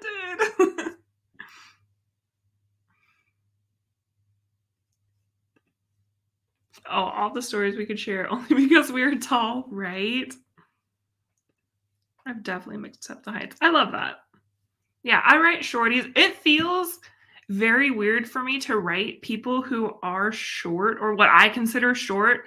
I'm like, oh, this person's short. They're 5'7", and like, no, that's above average apparently. I had to try. Hey, you got a lot in common. So my character, Chief Ward Nielsa, is over 6 foot. Nice. I love that. And what I love, so I don't know if this is how you've written them, but I love when tall women are feminine. A lot of people think tall women can't be feminine. Like if you're a tall woman, clearly you're just a man, but in a woman's body. Like that's the only way, right? So I love to see like tall feminine characters as well. Like I love to mix up just like masculine and feminine. Like I don't really have characters on like the extreme parts of the spectrum because I just like them in the middle. But if you can give tall feminine characters, that's amazing too. Who are also amazing and independent and strong. I want tall, strong feminine characters. This is what we want, okay? These are now your requirements for writing all of your women.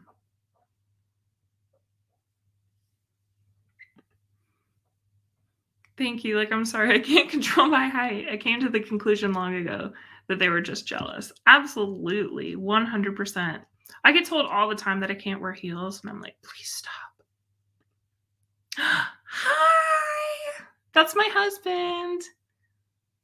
How are you tonight? You're at work. What's going on? I feel masculine sometimes because of my height. I wear a 12 shoe, so I can't find women's shoes that fit. Yep. I also wear a 12 It does. It makes you feel very masculine just because of your height. Other people definitely make you feel masculine for being tall. Not working.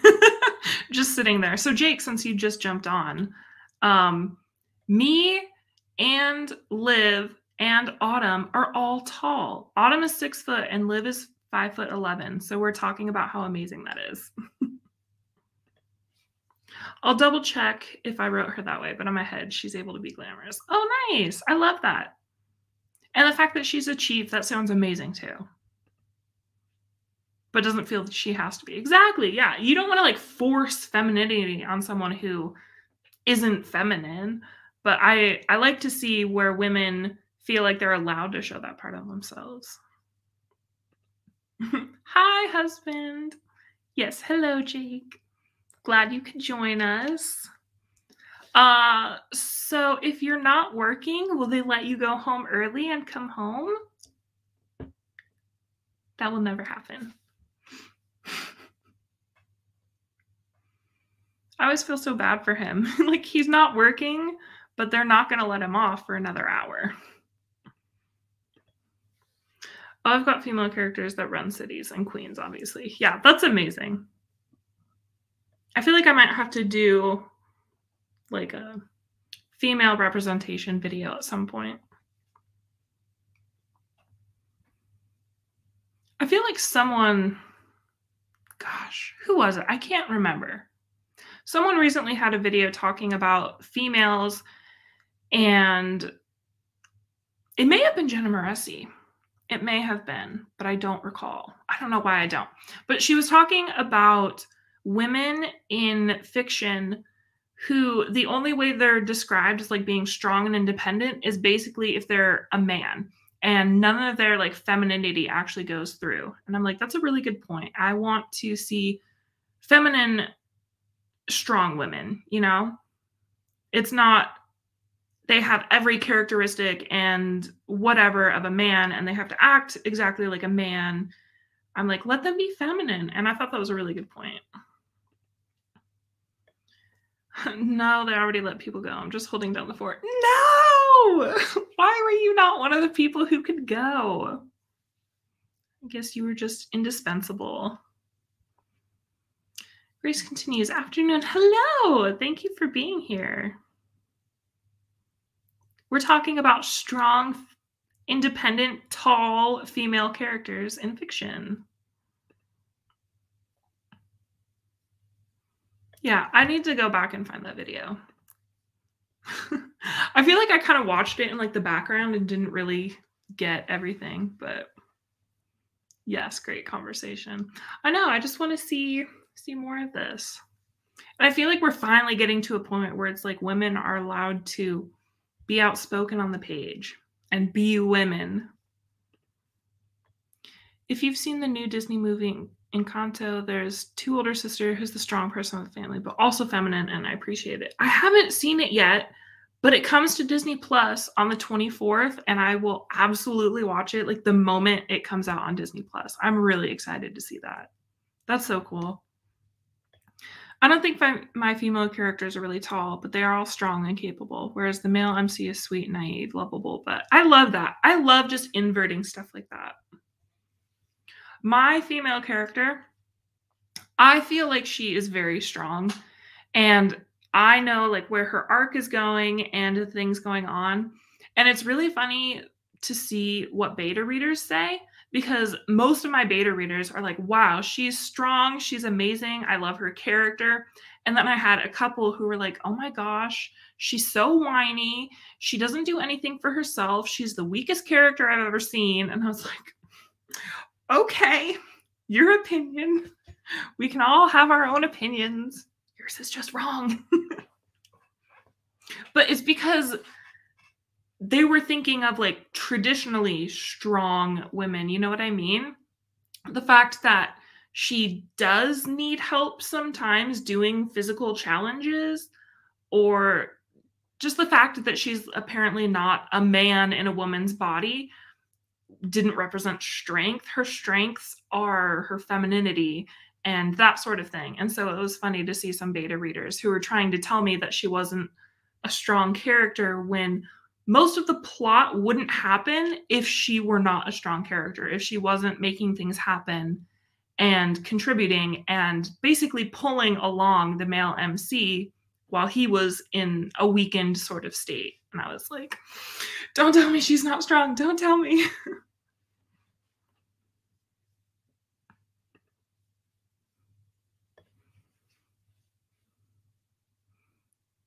But now that I'm in book 2, I'm really, really excited to get to book 3 for her arc, just because I know where she's going and I'm so excited. And I feel like fans of Annabelle, so my MC's name, the female MC is Annabelle, and I feel like Annabelle fans will really love where she ends up, and I'm excited to get there. I love this conversation. Oh, yay! I know, I probably need to do a video at some point of this. I'm super new here. Oh, that's fine. Thank you for being here. What's your story about? Your main character sounds awesome. Oh, she is awesome. So, okay. Guys, we're doing this again. So, we talked earlier. We're like, people ask you what your book is about, and you're like, I don't know. Okay, so my book is about, yes, Liv. I'm writing a dark fantasy historical romance. So it's a dark fantasy historical romance. My title is Queendom of Chaos. And basically, what my story is about is these Greek goddesses made a world, and things are happening in this world in the background. And chapter 1 is basically we're on Earth as we know it. We don't know that there's magic or anything. And so the main character is a male. His name is Sam. And he is Black, and he's in love with a white woman. And that is a problem because they are living in the year 1905 in the deep south of America. So they want to run away together so that they can have their lives together and live in peace. And before they get the chance to do that, there's a magical flash of light, and he disappears. And we find out kind of what's happening. The other world is there. There's the Dark Queen. You know, she wants to be evil and everything. And yeah, I'm trying not to give like spoilers away, but that's basically what it's about.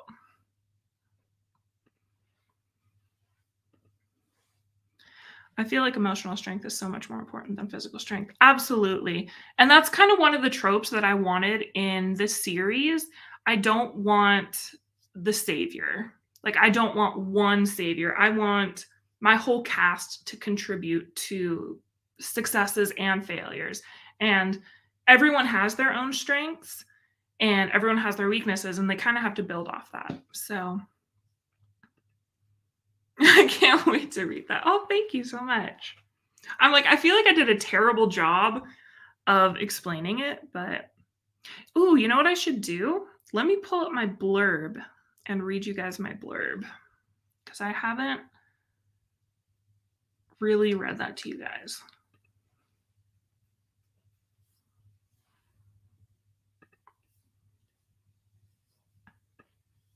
Okay, so this is like 95%.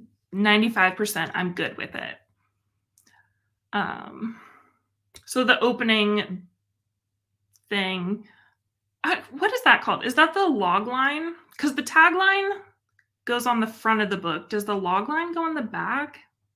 I don't really know how that works. But that line is, few survive the palace of venom and thorns. And then the blurb is, Sam and Annabelle, an interracial couple navigating life in the deep south of 1905, plan to escape for the chance of a peaceful life together. On the eve of their departure, Sam vanishes in a flash of magical light. He reappears under a fog of amnesia, haunted by the Dark Queen. Embarking on a journey for survival, lines between realms blur as Sam uncovers the Dark Queen's sinister plans. Pulled away from the reality of time, he fights to save himself, his love, and the people of the Dark Queen's empire. But when his memories return, will they be a blessing or a curse?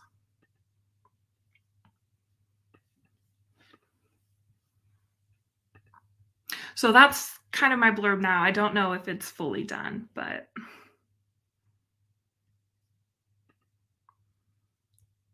Oh, thank you. Sounds really interesting. I'd like to read it if it was on the shelf. Thank you so much. I'm really excited. So since you are so new here, I will kind of fill you in on where I am in my writing journey. But it is currently with the editor. I have my developmental editor for 3 rounds. So I just did the first 2, and she's working on round 3 now. Once I get that back in a couple weeks, then I send to my copy editor in January, and then my proofreader in February. So my book will be coming out this spring. It's my debut novel. And in January, February-ish, I'm doing the book trailer and cover reveal and getting street team and all that good stuff. So I feel like we're getting in that spot where like everything's about to just like explode and happen. So. Oh, yay. I'm glad it sounds interesting. It took me forever to write this blurb. I was like, I don't know what I'm doing. Oh, yay. I'm glad it sounds good. It was so hard to come up with because I've said this before, but like my story is not in chronological order. And so I was like, how do I write this blurb without being all confusing about like the time and everything and all the distinct, like the Greek myth and then this other world and then Earth in the early 1900s, which I learned so much about our history, just like little details. I was writing something, and at one point I had brought up that someone was using tape, and I was like, wait, did we have tape in 1905? Is this a thing? And then someone got sick at one point, and there was a doctor who had to prescribe medication. And I was like, okay, what medication would they have prescribed at this point in time? I learned so much from doing this book. For my first book, I really like gave myself a challenge. Like, it's fantasy, so I have to come up with this whole world anyway. I mean, writing fantasy is just hard to do. But then I did history, and so then I made myself I had to do a bunch of research, and I was like, oh my gosh, why did I do this to myself? All the history of tape. Wait, was there tape? There was. I don't remember exactly when it was, but yes, there was tape in 1905. There was also bubble gum or chewing gum in 1905, which I included some chewing gum in there. And I was like, I have to look up if chewing gum was a thing. Chewing gum was around in 1905, as was tape.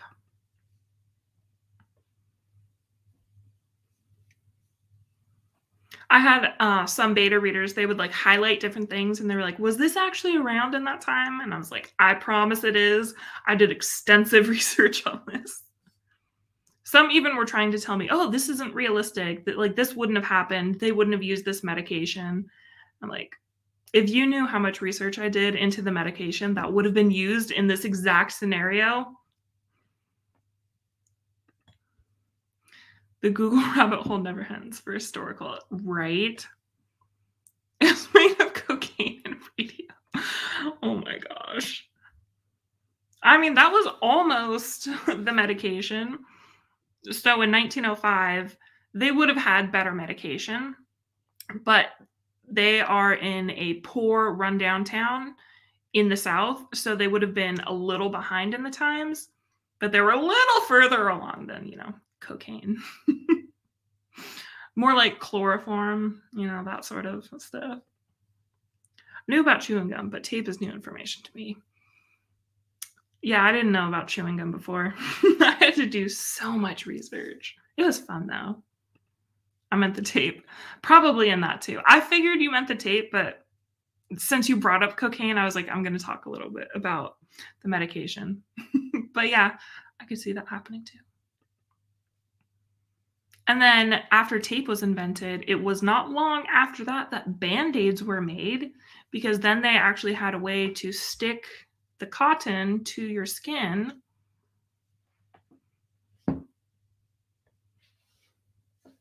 So I learned a ton. So if you ever want to learn, all of the history of everything, then go ahead and write a historical fiction novel. And I tell myself I'm not gonna do that again. I'm like, it's too much work. And then I want to do a historical fantasy based in World War II. And I'm like, oh gosh, that would be a lot of research again, but I love learning about that era and I really want to write about it. So, yeah, like once you learn these things, like they do start to make sense. I have like so many book ideas backlogged and I'm like, when am I ever going to get these done? I have like a million things that I want to write about, but so much research. I also vanished down research rabbit holes, right? Like the amount of research that I did was probably equal to the time it took me to actually write the book. It is so much because it's not just the history that you have to research. You also have to research when you're world building, like how cultures have reacted to certain situations. If someone rises to power in a certain way, we kind of know how that's going to go. On the upside, World War II has so much information. Yeah. And my husband is like the biggest World War II fanatic. He's a history guy, and World War II is like his thing. So I'll just like bug him all the time. I'll be like, "Hey, babe, how does this work? Is this real?" I do that to him all the time now, and he doesn't really know a lot about like 1905-ish era. And I'll just go up to him like, "Hey, you know history, right?" And he's like, "Oh, what do you want?" Glad I'm not the only one with a bunch of files with book ideas. I'm wondering how I'll ever find time to create them all to completion, right? And then more ideas will come to me. So then I'm like, I hop back on and have all these ideas. And now it's like 10 pages of ideas. And I'm like, I want to write all of them. I think as we write more, though, we'll be able to write faster. Because if you wrote at the speed that you write your debut novel, which for me is coming on 3 years, I would never get them all done. But I think the more that you write, like the quicker the books will come out. Like you'll know how to have beta readers or critique partners, and you'll know how to edit better so that the experience goes quicker. At least that's what I'm hoping happens. All right, so it is time for another sprint. How long do you guys want to do? 15, 20, 25, 30? How long do we want to do the sprint for? And this is going to be the last sprint of the night.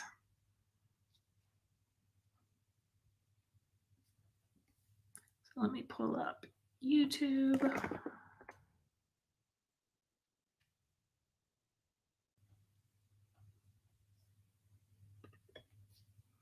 I always wonder whether authors that finish and publish books in 3 months will put out books that I think they didn't research that clearly. Yeah, I sometimes think that. Some of them are not great, but then some of them are amazing. So it's also you'd find your style and know your flair the more you write and finish works. Exactly. Yeah. Like my first draft was just garbage. And my first draft of book 2 is way better than like the draft that I'm on now in book 1. So I'm really editing everything in book 1 so that it's up at the level. So you definitely learn how to write better as time goes. 15 minutes for me. Does 15 minutes sound good? Okay, let's pull up a 15-minute timer.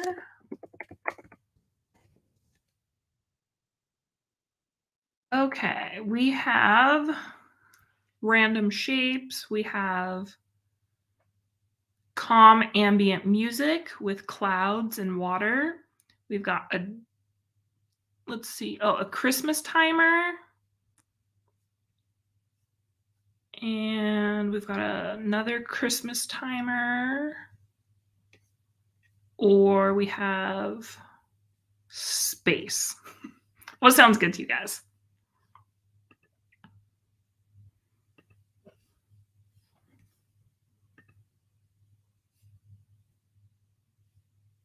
Or there's also a 15-minute timer bomb that we could do. First one to say it gets their pick. 15 minutes sounds perfect. Yay. So, do we want ambient, clouds and water? Do we want Christmas, or do we want a bomb? Clouds and water or Christmas. Perfect. I will do. Let's do the Christmas one. All right, let me pull everything up.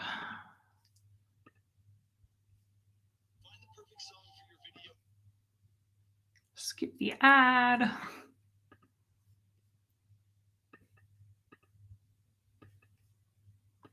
I don't know if there's music on here. That would be kind of nice though, like ambient Christmas music. Okay, so I have the timer up. Let's share my screen with you guys.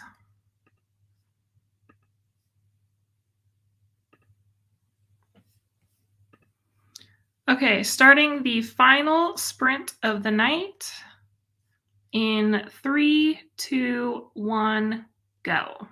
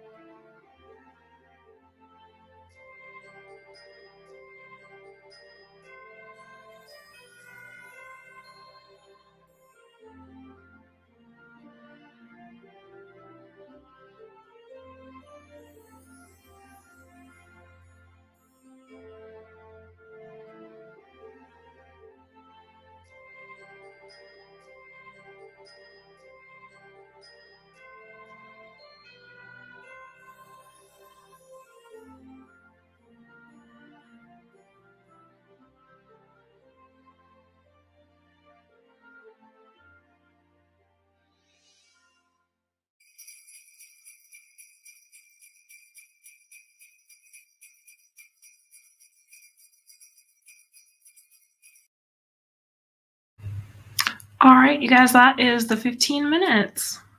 How did you guys do during that sprint? I got 142 words written.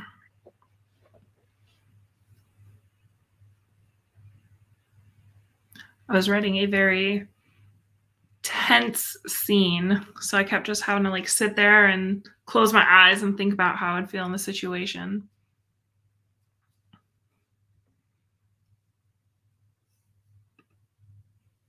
Precious Cousins, hello. Thank you for being here.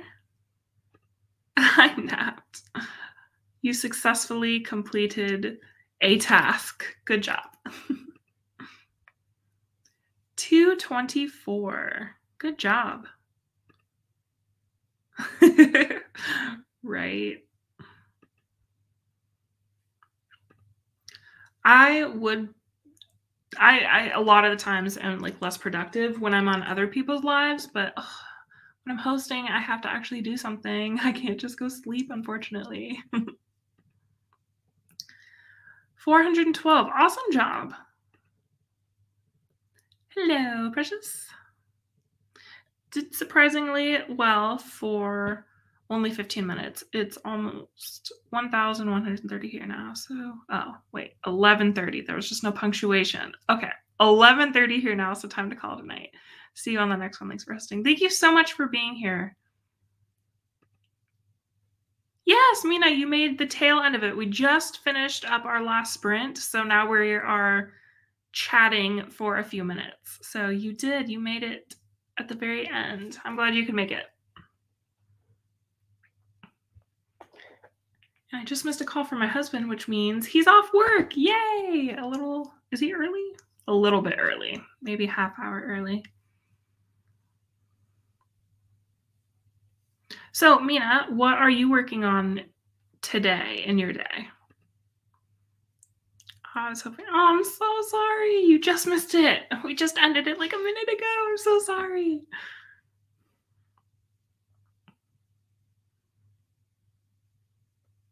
I need to start, I don't know, maybe at some point do like a weekend sprint so people can actually pop on. But I don't work on the weekends.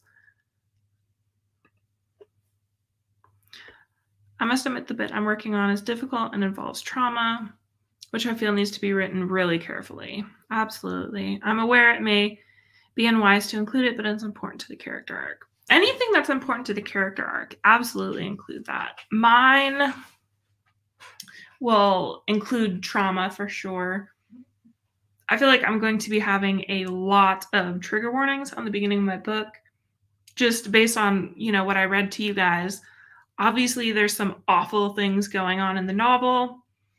Some of the characters are working through really bad trauma that they've been through, and it is adult, so I kind of have a little leeway to get dark and really into these things. But as long as it makes sense, people will absolutely read it. Gonna edit bridge, editing a major scene now. Ooh, fun. Mina, since you weren't here earlier, I've been working on book 2 in the Chaos series since Queendom of Chaos is back with my editor for a few weeks. So I am now like 85-ish pages into that book, which is around, 18,000 words. It's okay next time. Yes, I usually will be on Thursdays around 8 p.m. Not every Thursday. I do like every other, so I do twice a month. But this time it was very weird. I switched to Wednesday because tomorrow is my wedding anniversary, and I was like, I can't be here for that. So, oh, thank you so much. Yes, 4 years married. Almost 7 years together. So that will be in January, is our first date anniversary.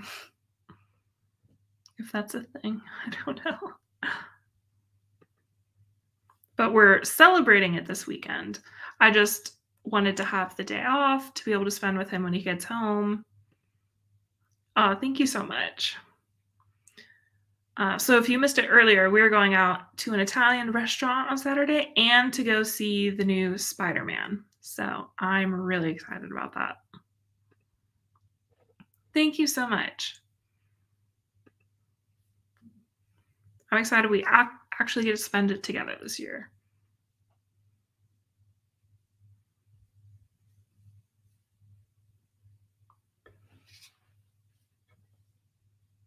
And I don't think I missed any comments. Okay, good. Whew, we are all caught up again. The new Spider-Man is out. It comes out on Friday.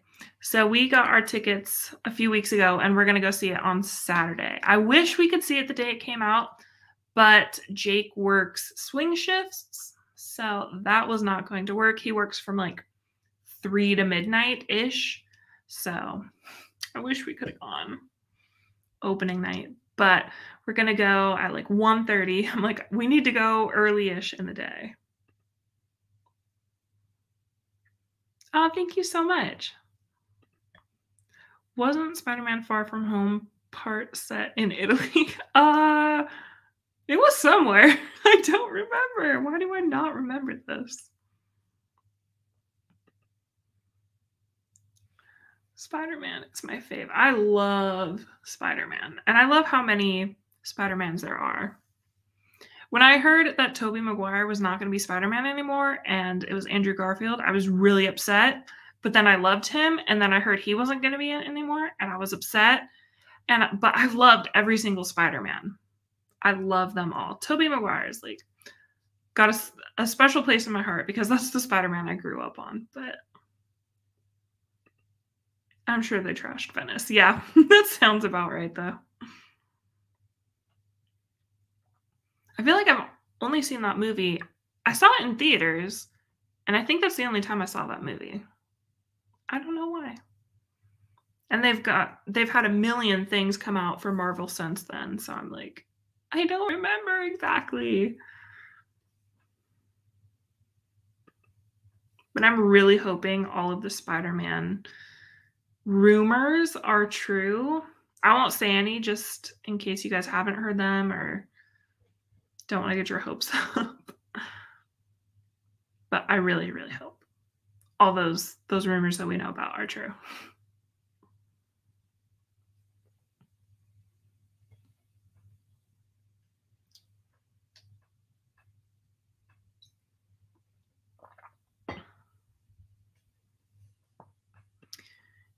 If I miss it, I hope it comes out on Disney Plus. I think it should.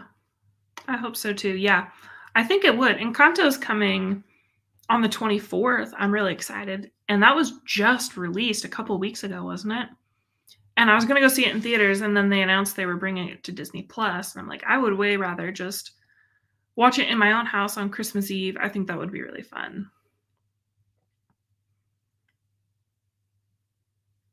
I need to start planning the rest of my Christmas movies because I haven't watched all my favorites yet because I like to watch them really close to Christmas. So we still need to watch Home Alone and The Holiday and just so many other really good ones.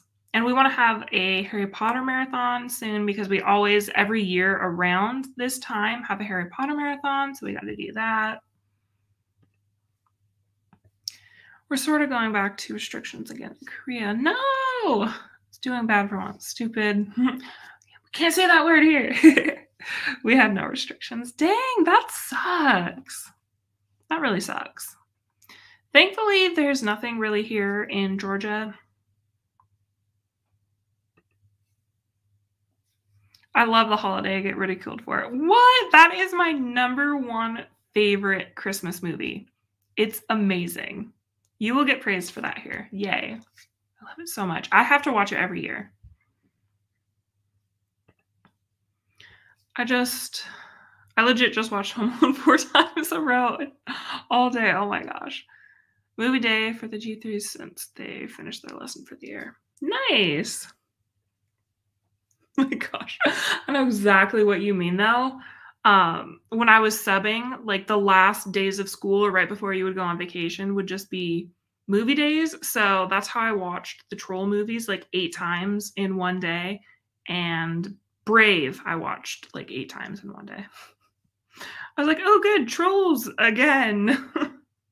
That was at the elementary school, obviously. Yay.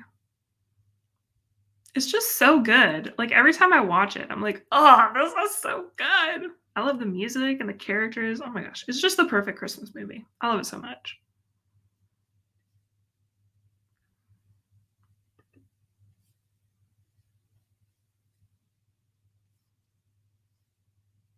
All right, we are going on 3.5 hours, and my husband will be home any minute. So I'm going to give us just a few more minutes on here to chat, and then I'm going to have to get going. So any last thoughts? Throw them up now.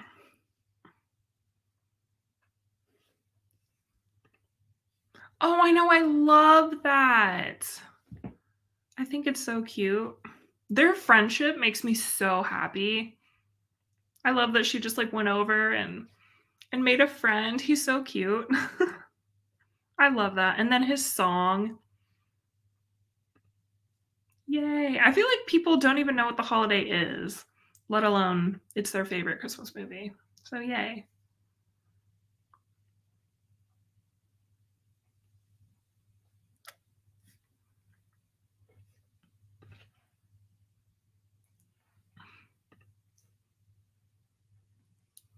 Lacey, you want to come say hi? Come here. She's too lazy to come say hi. If you do a January, February stream, I would be able to catch it because it will be winter vacation. Oh, yay! I definitely will. I'm trying to do every other Thursday. So I will definitely have a few in January and February. That would be cool. Because I always feel bad that you have to jump on at the end of it because of the time difference. Can't travel because of that word. So might as well write and read and play all the games. Exactly. I would love to share my blurb for NaNoWriMo. We'll just like 6 or 7 messages long. That's okay. Go for it. If you can get it typed out.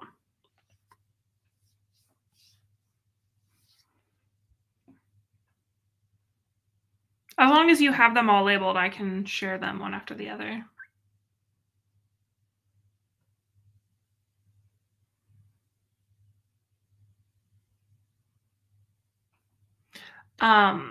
So Mina, I know that you were asking last time about like my book updates and covers and stuff.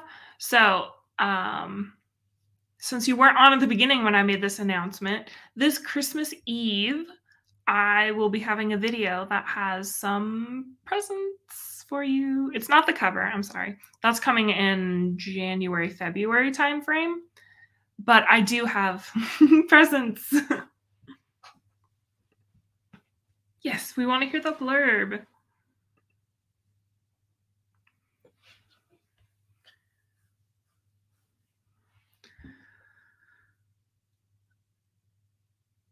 I'll wait for them all to come in.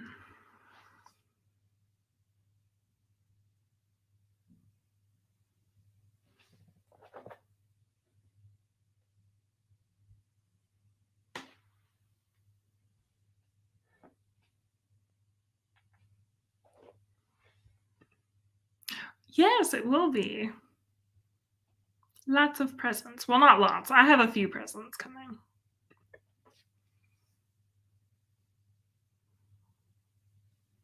Okay, I can start reading these now that you're putting them up. And I apologize now for all the names I'm going to butcher because I see you have like fantasy names, so I'm going to get them wrong and I'm sorry. So, aliens have a saying reserved for the unfortunate flightless folk pressed into service aboard a skyship. Sooner or later, they'll find the wings or the ground. Heniel is a young man keen to prove himself useful to the kingdom before he gets sold to one of the land-dwelling races, or worse, the Thalassians. There are, however, a few obstacles in his path.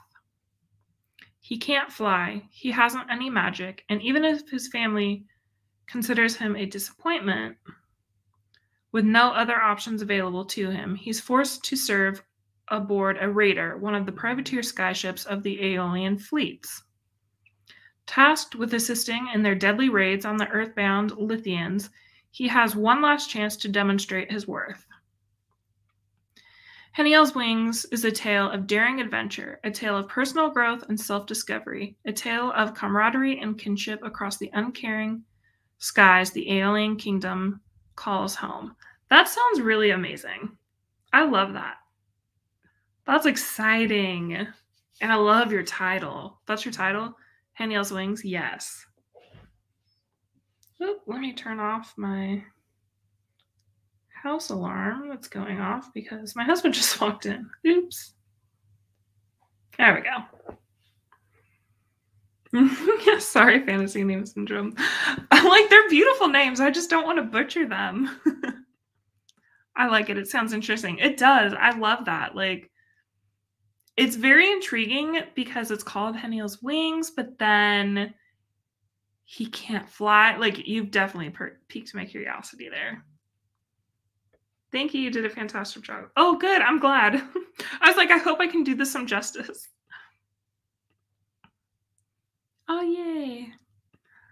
All right. Well, my husband just walked in the door. So I'm going to have to go so we can have dinner, even though it's almost midnight. This is usually when we have dinner. So I'm going to go make dinner and see my husband and probably watch a Christmas movie. So thank you all so much for being here. This was a ton of fun. Lacey, come here. Come here. Go say hi. Come here. Come here. Oh. Now you guys get to say hi to her. Say hi, Lacey. Show them your bow. Show them how cute you are. I know. You're a good girl. But you guys have a great night. And if I'm not on again before Christmas or whatever holiday, have a Merry Christmas, Happy Holidays, and definitely subscribe so you guys see when I put up my Christmas Eve video. So thank you. Bye. Lacey, say bye. Bye, guys.